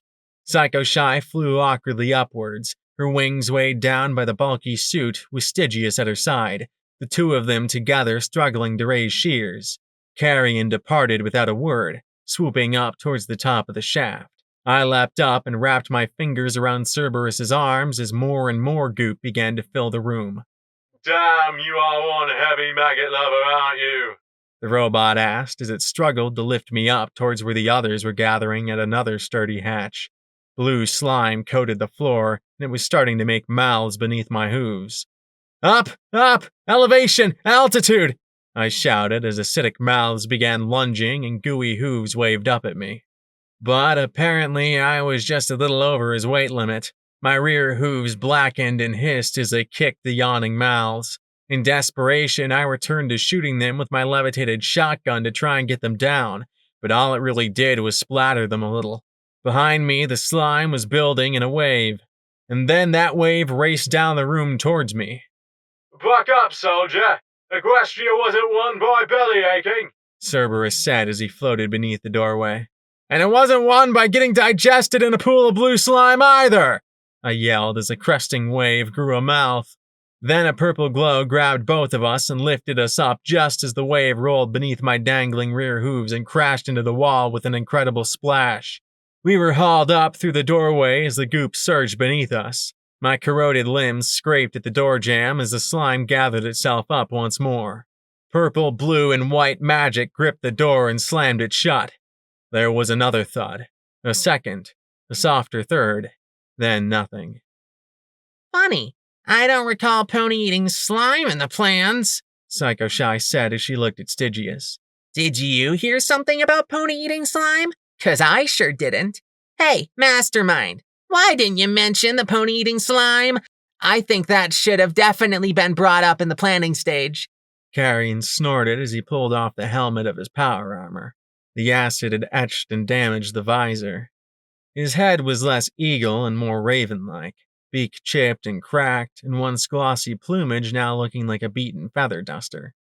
Very. Shears muttered as he looked back. There's gonna be unknown stuff to deal with. I looked at the gray pitted steel of my forelegs. Yeah. Besides, what could we have done if we had known? Bring a couple tons of gelatin? I gave a weak grin to the others. Most of them looked decidedly unamused. But Rampage didn't let me down. Smirking back at me, she tapped her cheek thoughtfully. Acidic pony gelatin monsters. Delicious as they are jiggly. That got a few more nervous smiles. Nurse Graves stared at the sealed door. I can only imagine what begot such a creature. Perhaps hundreds of corpses of ponies trying to escape through the basement, soaking in magically tainted water until they dissolved into that radioactive slime. she murmured as she started passing out packets of Radaway to all of us. We slurped it down at once, and I watched as the needle on my rad meter dropped back into the green. Still, it was click, click, clicking. I rose to my hooves and looked around. The hall was made of gray cinder block and ran straight ahead. I glanced at the pipes running along the ceiling, but aside from drizzling water, nothing blue made an appearance. Not that blue, faintly luminescent water was too reassuring. So, now that we're past the, slime, ooze, smooze? Xanthe suggested, and every eye turned to her. She dropped her eyes sheepishly. Sorry. Where do we go now? I asked, watching as Lakunai touched her horn to the raw burns on Stygius's face. The healing took much longer than usual, a sign that enervation was nipping away at us. Silver Spoon looked positively spooked as she sat down. I chewed on my lip. When I'd remembered the ghoul and how she mistook me for her friend, using her to get past the ferals seemed innocuous. But even she was realizing something was wrong now. Hey, Silver Spoon, long time no see. Think you could help me get into my office and help me with a little problem? Just the asking had seemed to surprise the glowing ghoul. She'd been so glad to be reunited that she hadn't questioned anything, really. She didn't seem to realize my friends were hardly usual for Equestria before the bombs dropped. She'd actually teased Lakunai for being a blank flank while ignoring the rest of the alicorn. Tiara, talk to me. Tell me what's going on. You found my glasses, but everything seems wrong. It doesn't make sense. She gave a nervous little smile. It's a joke, right? A joke on those blank flanks, right? Her voice cracked as she reached up to touch her glass-streaked face. I just looked at her shamefully as she begged. Please tell me it's all a joke. I wanted to smile. I'd planned on smiling. Get through Hightower and leave her with the other ghouls in Meat Locker. Use her. Damn it. Blackjack, what's going on? Why does she keep calling you Tiara? Rampage asked in a low voice. 'Cause, that's her name. Duh. Silver Spoon said with a little snort. Tiara, why does Twist keep calling you Blackjack? She gave a long stare at my corroded metal legs and the little pits the slime had eaten into the steel. Her eyes met mine as they slowly widened. It's a joke. Please, it's a joke. It's not a joke, Silver Spoon, I said quietly. I don't even know who Diamond Tiara was. I just remembered how you controlled those others when we first met. I needed your help, and I hoped I could get it without you realizing that I was lying to you. But, bump, she muttered weakly, raising her hooves at me. This time I didn't complete the little ritual I'd lucked in on last time. No. Are you trying to make her a feral? Shears asked as he trotted past to the gray ghoul. Hey, Spin. I'm sorry Blackjack's so mean. She should have told you she wasn't Tiara. Something bad happened, didn't it? Something really bad. Silver Spoon sobbed as she hugged her head. I think it did, but whenever I think about it... Her voice trailed off as she shook her head hard. I just wanted to find Tiara. She could tell me what to do. She always told every pony what to do. She sniffed and rubbed her nose. She's my only friend, and I'm hers. She totally needs me. I know, Silver Spoon. I remember. Shears said as he patted her shoulder. The glowing ghoul sniffed as she looked at him curiously. I'm really sorry for misleading you, I said, a touch defensively. But I did really need your help. And I didn't want to just leave you behind in those tunnels. I don't want to think about this. The bad things. The bad place.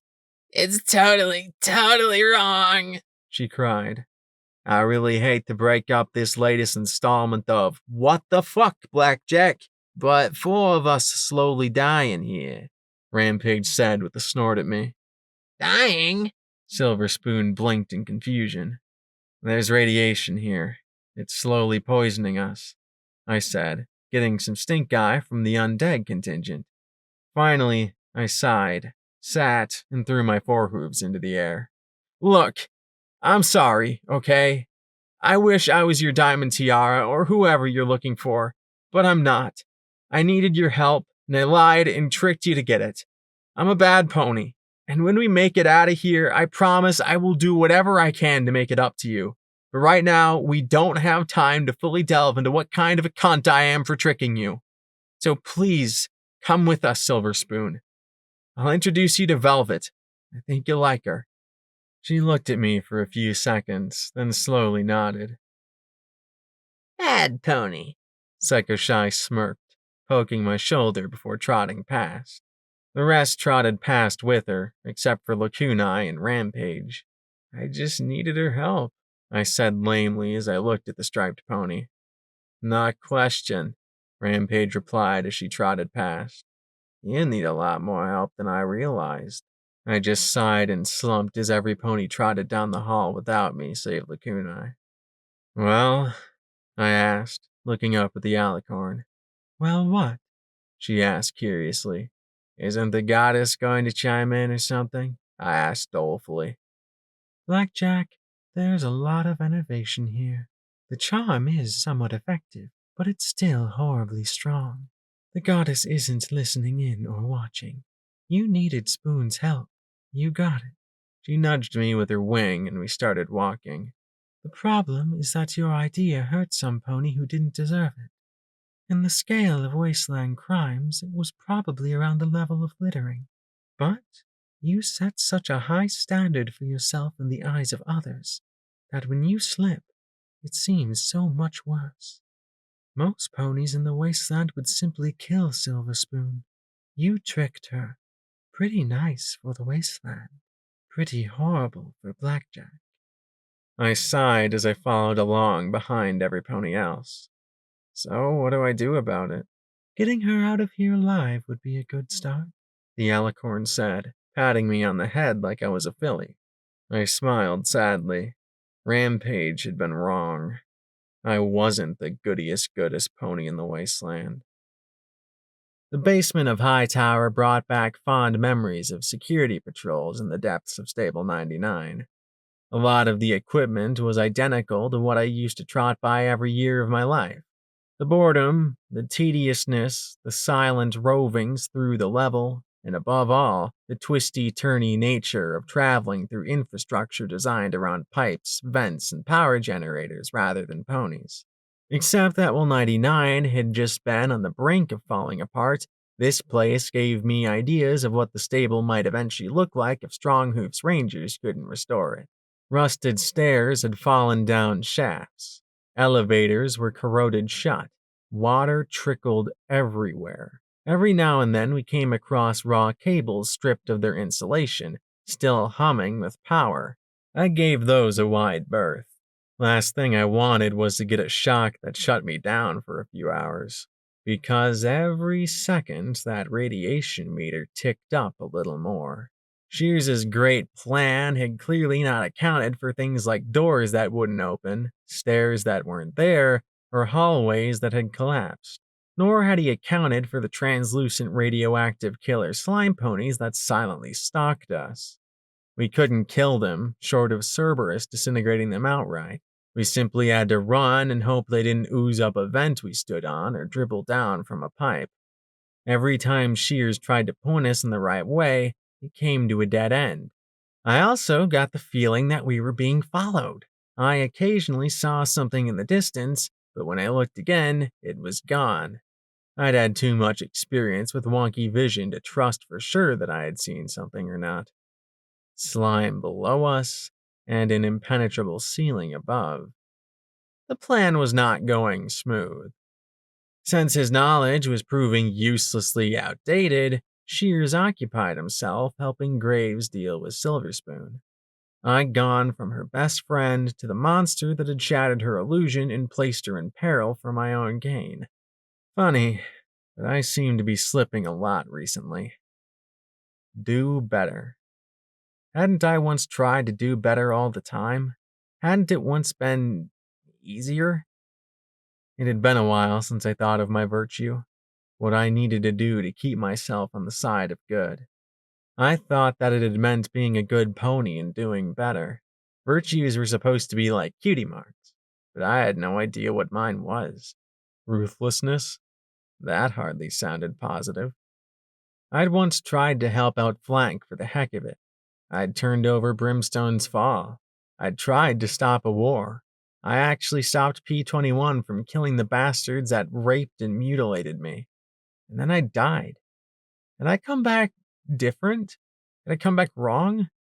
Was the reason I wasn't affected by enervation anymore because I wasn't like the rest of my friends?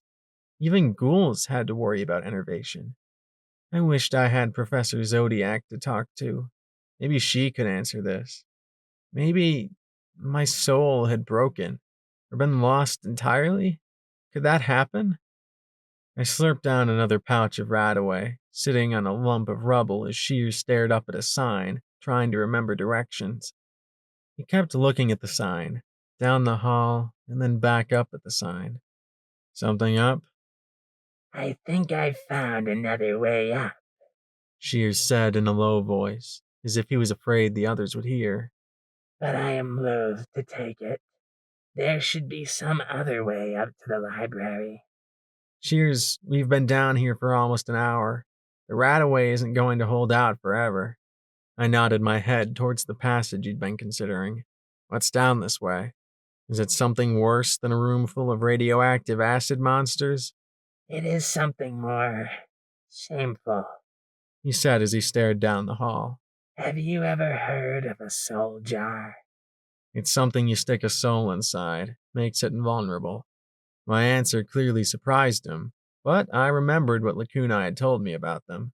See? Blackjack could pretend to be a smart pony from time to time. You are correct. One of the first things Project Eternity attempted was to create soul jars. The idea was simple. Make armor or even clothing, turn it into a soul jar, and be protected from all harm. He licked his lips with a cracked, boiled tongue. That was the idea. The reality was far different, far more disturbing. The project was a failure, and those failures were locked away down here. They were too unpredictable to move. So, what's down there? I asked as I peered down the hall. Soul jars are learning curve. He said in a rush. Hopefully the magics we used have worn off. He didn't sound like he expected that to be the case, though. Examples? I prompted. Can we shoot them? Kill them? I don't know. I hope there will be nothing in there but empty shelves or rubbish. Still, you shouldn't take anything from inside. He kept his eyes straight. I thought this would be so much different. Well, that was reassuring. Me too, but welcome to Hoofington. Don't forget your complimentary bag of suck. It's easy to blame Hoofington, the wasteland, and long dead ponies. Far easier than blaming ourselves. He turned towards the others, saying to me, I don't know what we'll find, but I doubt it will be peaceful. Then he trotted back to tell them he'd found another way out of the basement. Cryptic ponies. Was there something about being 2 centuries old that made ponies unable to give straight answers? I mean, really, once you got past 100 years, was it all that hard to just spit things out? I sighed, prepared a magazine of explosive rounds, and led the way down the hall.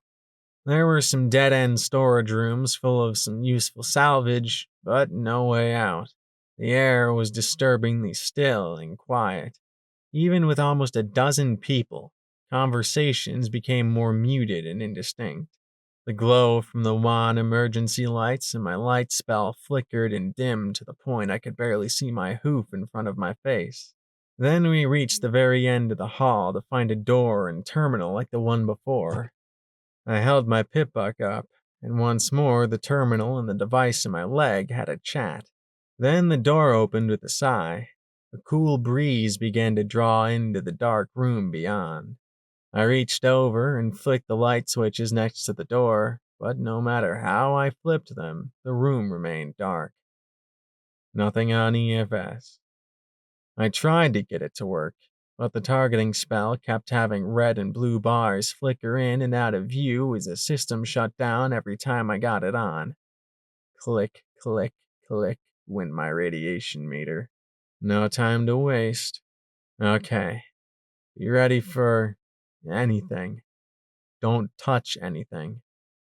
I love the specific warnings, Rampage muttered as we slowly began to advance. My light spell barely illuminated anything in the silent room. Goosebumps slowly prickled on my hide as we came into view of some dusty shelves, and my light slowly illuminated a stuffed pony. Its glassy black eyes stared back at me. Next to it was an umbrella. Beside that was an old pony in the box. Junk. The shelves were full of strange knickknacks, toys, pieces of clothing, and other innocuous objects. So why did I feel like the room was full of ponies? Like they just hid beyond the reach of my light spell, holding their breath, watching. Cursed. This room is cursed, Xanthi whispered. It's full of ghosts.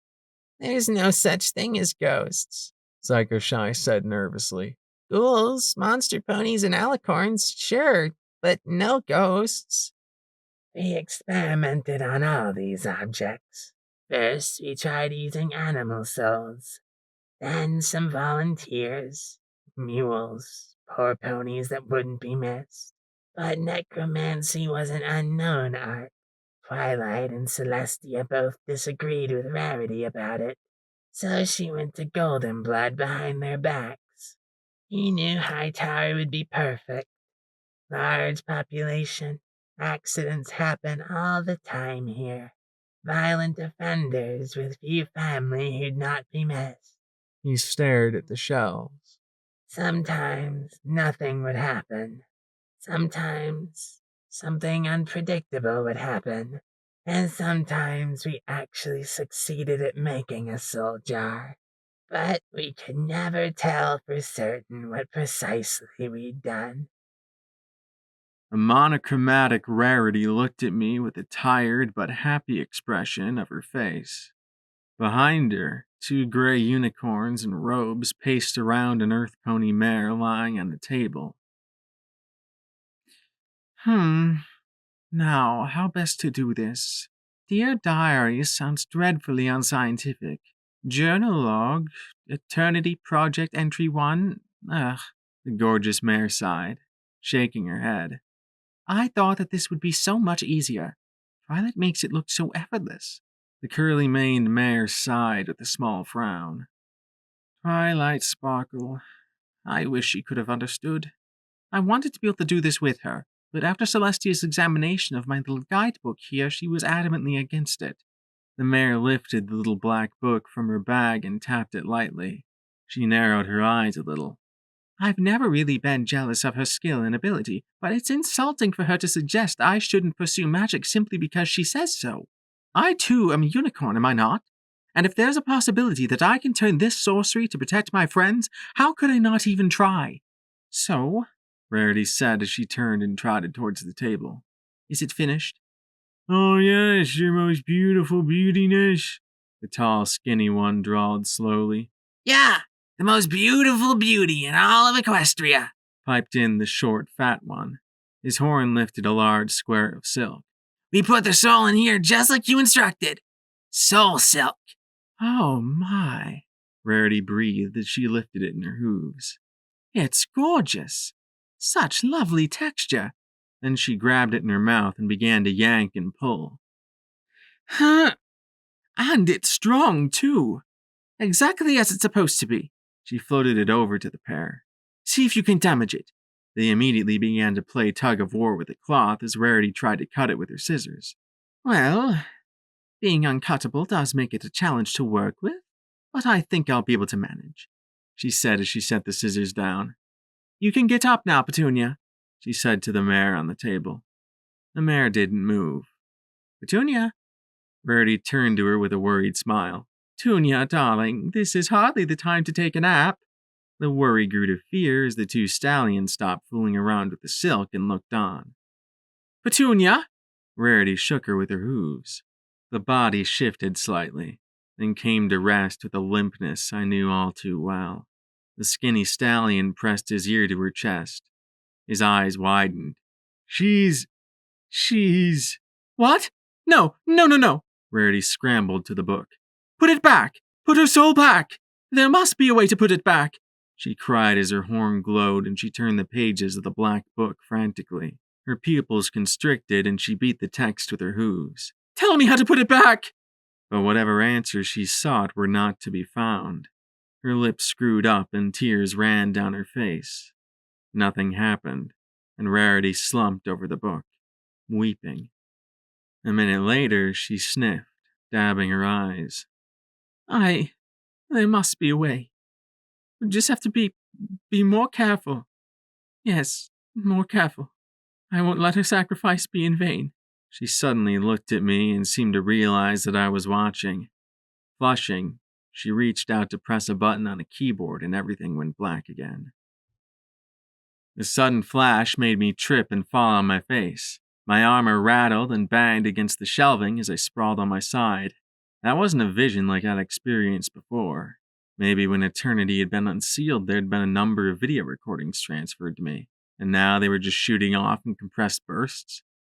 Hadn't it been wonderful when my life consisted of normal eyes that only saw the usual Stable-Tech-approved augmented vision? Are you okay, Blackjack? Rampage whispered. I hardly blamed her. I hated this room. I'd have rather dealt with more slime ponies. At least they were a threat that I could see and sort of understand. But I looked at a small porcelain rocking horse and felt its eyes staring at me. Fine, I'm fine, I muttered as I looked back at Shears. Every one of these is a soul jar? No, those Starphalias of one sort or another. But all of these have been touched by souls in ways we can never explain. He was cut off as Cerberus opened fire through the stacks.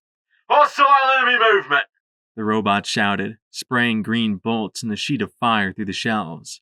Carrion turned, strafing as well. I fired wildly, hoping to hit something, anything, that might be a threat.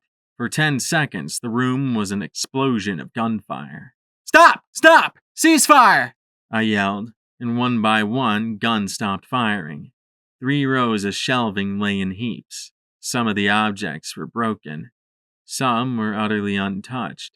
We all stared at the devastation we'd wrought against some simple wooden shelves. The fires ignited by Cerberus's flamer dwindled before my eyes, then went dark. Behind us, a music box began to play. I knew the melody perfectly. My mane stood on end as I turned to stare at the tiny porcelain box with 2 dancing figurines slowly turning above it. Hush now, quiet now. I licked my lips, staring at it in apprehension. Okay, who turned that on? No one spoke. My magic glowed and I turned the little lever at the side to off. It didn't turn off. It began to scream. Not a scream like I could hear with my ears. This was like the wail of enervation. The hysterical scream was in my head. Toys rocked. Books fluttered their pages. Dozens of voices babbled all at once. Shut the fuck up already! Psycho Shy screamed as she swept her hoof over the shelf, knocking the music box and some of the other objects to the floor beyond. No! Shears shouted. Why not? What the fuck are they gonna do? Rocket me? The yellow Pegasus yelled. Suddenly, a swath of silk shot off the shelf and coiled once around her throat, once around a metal support beam, and yanked tight. The Pegasus went silent, eyes bulging as her hooves clawed at the silk swath.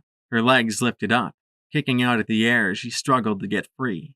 Rampage moved up on one side, ripping at the silk with her hoof claws in a desperate attempt to try and cut through it. An umbrella opened, rolled to face me, then closed with a snap, launching itself and plunging into my neck. I gasped and fell back against the shelf, blood spurting from the hole as the umbrella thrashed wildly. I wasn't the only one in trouble. Carrion had a teddy bear latched onto his face that seemed to be trying to crush his skull.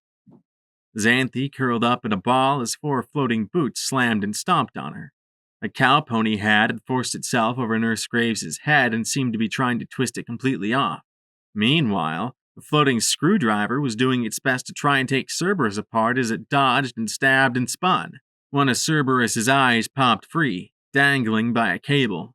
Oh, you were going to pay for that, you subversive tool of zebra domination! I got my hooves around the umbrella as it closed, but then it opened with unbelievable force and drove its spike even deeper, forcing me on my back as if a strong stallion was pushing with every bit of his strength.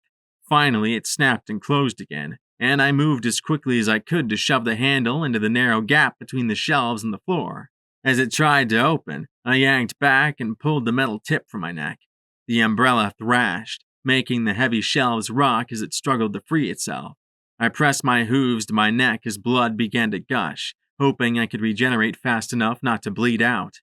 The kunai's shield did nothing to protect her from a pair of ghostly shears jabbing at her and snipping out lines of flesh. Stygius ignored the music box slamming into his helmet as he scraped and fought to free the struggling psycho-shy.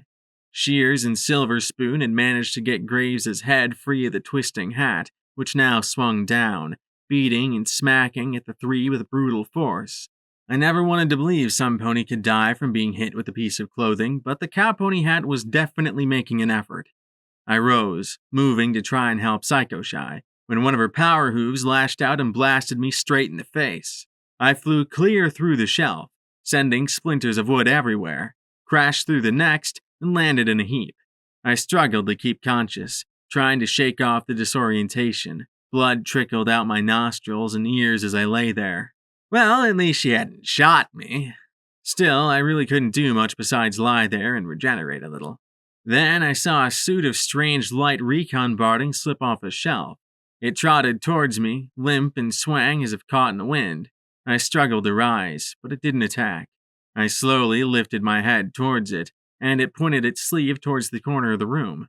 I looked over at where Stygius was trying to flicker flash away, disappearing and reappearing in place. It was clear that he couldn't take Psycho Shy with him. His own teleportation, while functional in the dampening field, wasn't like Lakunai's. The silk! I choked out, tasting blood. Stidge, the silk! He looked back at me, then grabbed the scarlet cloth, cutting so far into Psycho Shy's neck that I wondered if it was trying to decapitate her instead of just strangle. With a flash, he disappeared, taking the silk cloth with him, and the yellow mare collapsed into Rampage's hooves, coughing and spluttering for air. The red cloth immediately snapped out of his hooves and looped around his throat. A flash and he disappeared before it could draw tight. Again and again it sliced through the air, trying to catch him in a loop of fabric. The kunai blasted the floating scissors with her horn, but aside from knocking them spinning away from her, did no damage to them. Her horn flared as she struggled to keep them away as she shouted, "We have to get out of here!" Then a hoofball whizzed through the air and smashed her upside the face, deflecting to crash into the back of Rampage's head. From there, it rocketed straight at me. I raised my hooves, popped my fingers free, and caught the oval brown ball. It spun so hard in my acid-etched grip that I smelled burnt rubber before it finally halted and tried to launch itself away again. The barding waved again and pointed to the corner once more. This way! I croaked, staggering in the direction that the suit had indicated. If it was leading us into a trap, it couldn't be any worse. Carrion's minigun sprayed blindly as the teddy bear worked its little arms into his eye sockets. Rampage! I pointed at Carrion. Good thing you're already ugly, the mare shouted as she charged and smashed her hoof into his face with a crunching sound. His deformed features twisted grotesquely as Rampage hooked her claws around the bear and pulled. With a grind of bone and a ripping of skin and feathers, she pulled the teddy bear free. It struggled, wiggling its ghoul-eye gunk-covered plush arms at her as its mouth opened and closed silently, but a ghostly voice screamed in rage in my mind. This way, she said as she looped her tail around his neck and guided the griffin towards me. Xanthe lifted her forehooves to run, and the boots attacking her suddenly reversed, putting themselves on the ends of her forelegs. Oh no, she whimpered as I yanked her up, and the other two jammed themselves on her back legs. Help me! She screamed as the boots yanked her to her hooves and sent her galloping straight at a solid cinder block wall. The kunai levitated the zebra, her hooves racing in midair. I brought out my sword and ran over to her. There was no clean or nice way to do this. I dropped into sats, targeted her closest hoof, and said a little prayer to Celestia that I wasn't about to make her a stub. The spell executed a single stroke that bit into the boot's leather. A moment later, I heard a sharp cry from the boot as the leather parted in a gash a few inches long, and instantly all 4 boots jerked off her legs and scampered towards the far side of the storage room. I looked at the sword, and then a manic grin spread across my face as I sliced it at the cowpony hat. It took a swipe at me, but I nicked the brim. The hat gave a similar shriek and at once backed off as if caught in the gust of ethereal wind. The red scarf stopped trying to choke Stygius and instead looped itself around the next closest pony, wrapping itself around her neck and crushing her throat. Nurse Graves gave a slightly annoyed look at the silk around her neck and trotted in the direction of the corner of the room. A door had been pushed open, and we were slowly making our way out one by one. Now that they could be hurt, the cursed items were keeping their distance, though I did have the surreal experience of dueling with a floating screwdriver as I gave Cerberus a chance to withdraw with his bolts intact. I was last through the door in the corner, pulling it tight behind me as the object started to rally. The next room had the same cold feeling as the first, but instead of shelves, this room had 10 smashed display cases with a broken modeling dummy in each. From a tiny gem fixed in the top of each case shone a cone of cool, stark light that illuminated their naked Ponican occupants.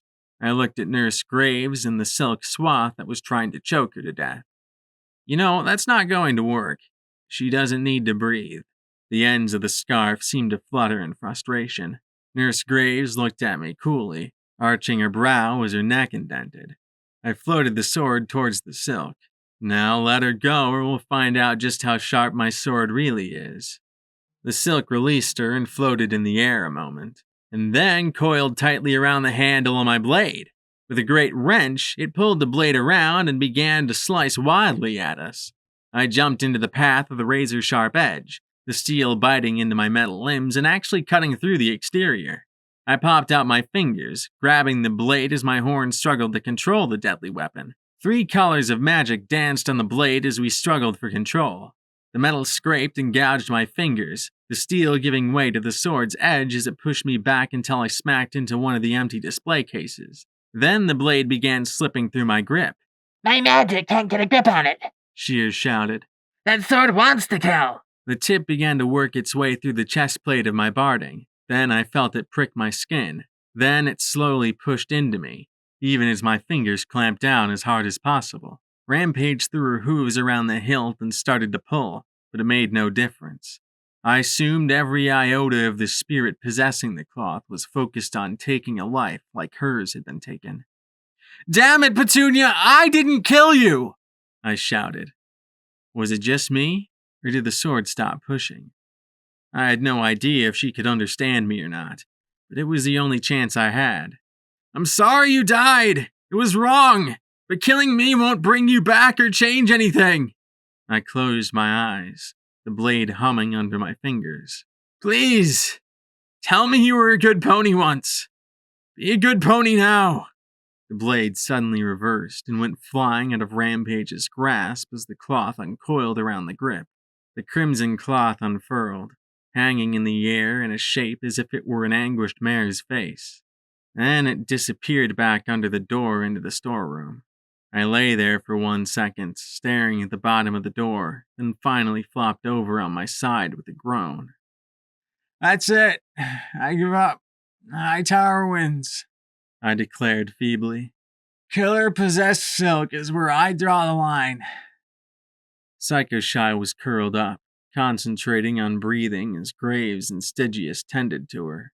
The kunai's wound seemed to be healing before my very eyes. Radiation did an alicorn good.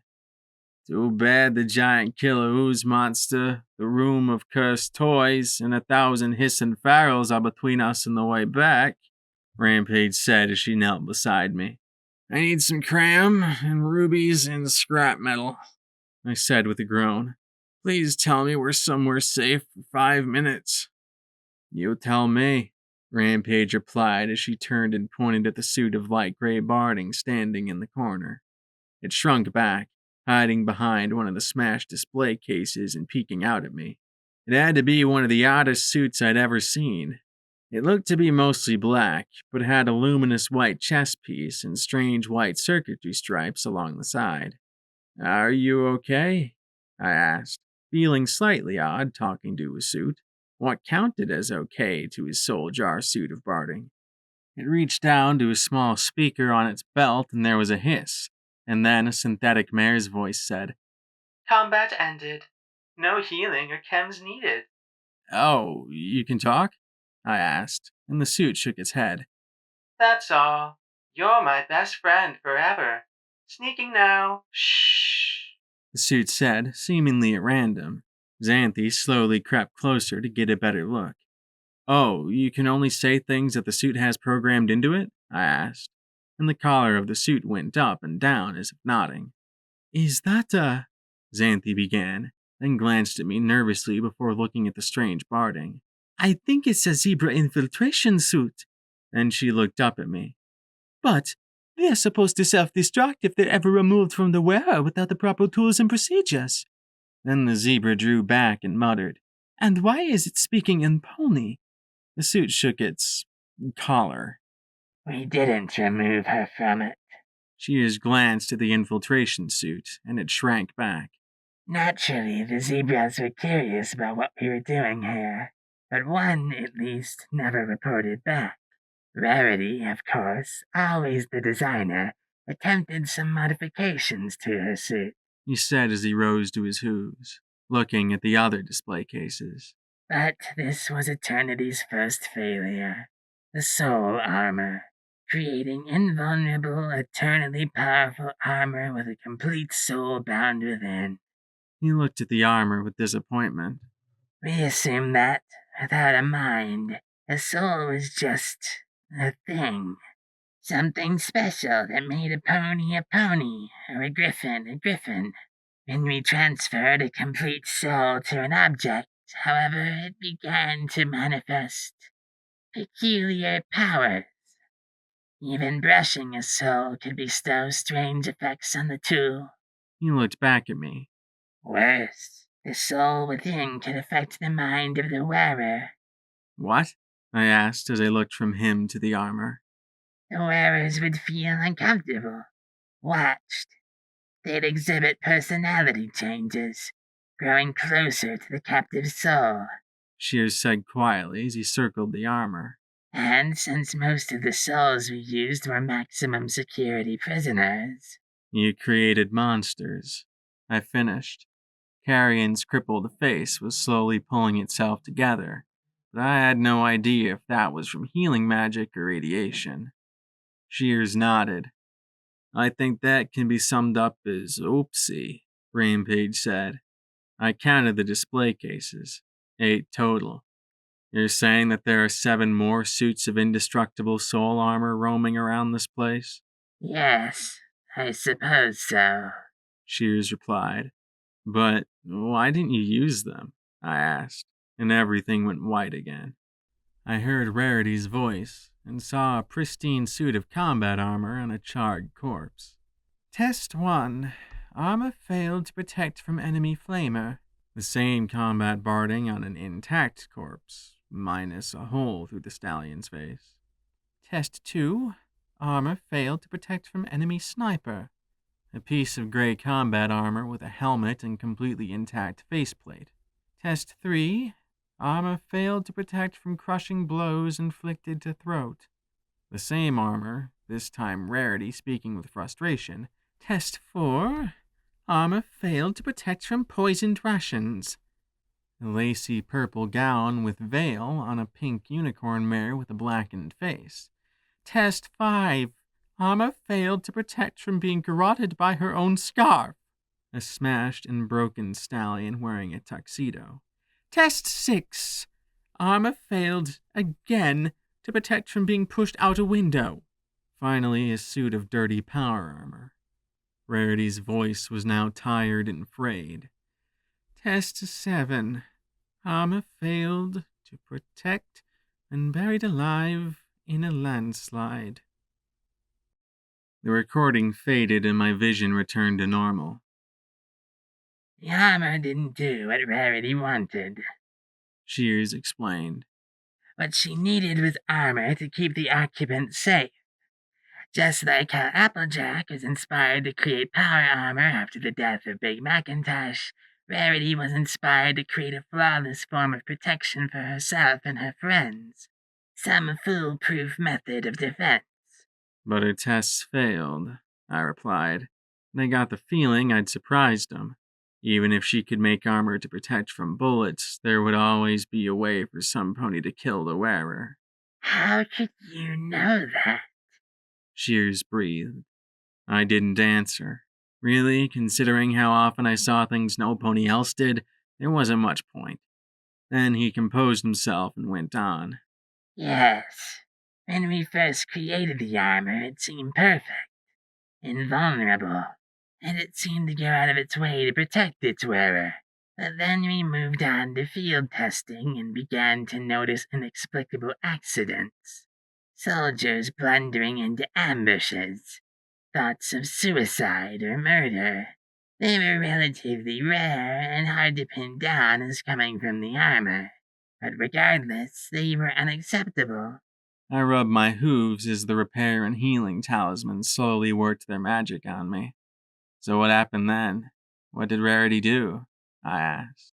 She locked up her failures and moved on to Plan B. Shears began, but Psycho Shy flew over and interrupted.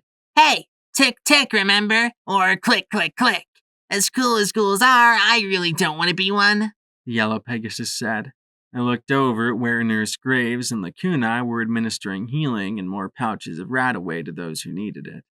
Carrion was sitting next to them, his eyes already regrowing and his face twisted back into shape. Hopefully he was using some kind of healing magic, because if the radiation was that strong... Right, we should get moving.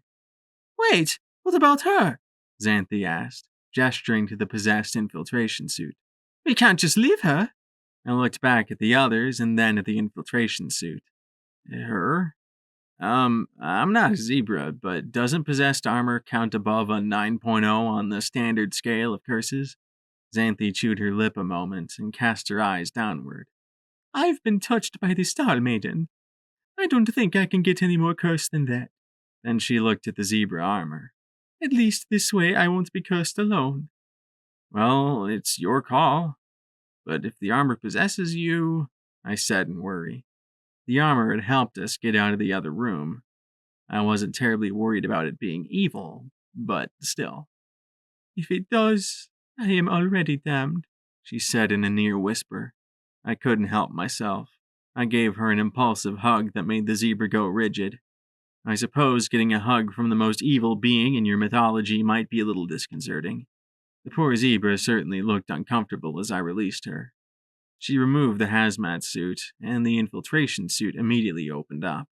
A minute later, it zipped up completely, latching itself in place. You're my new best friend, the armor chirped, making the zebra mare actually blush.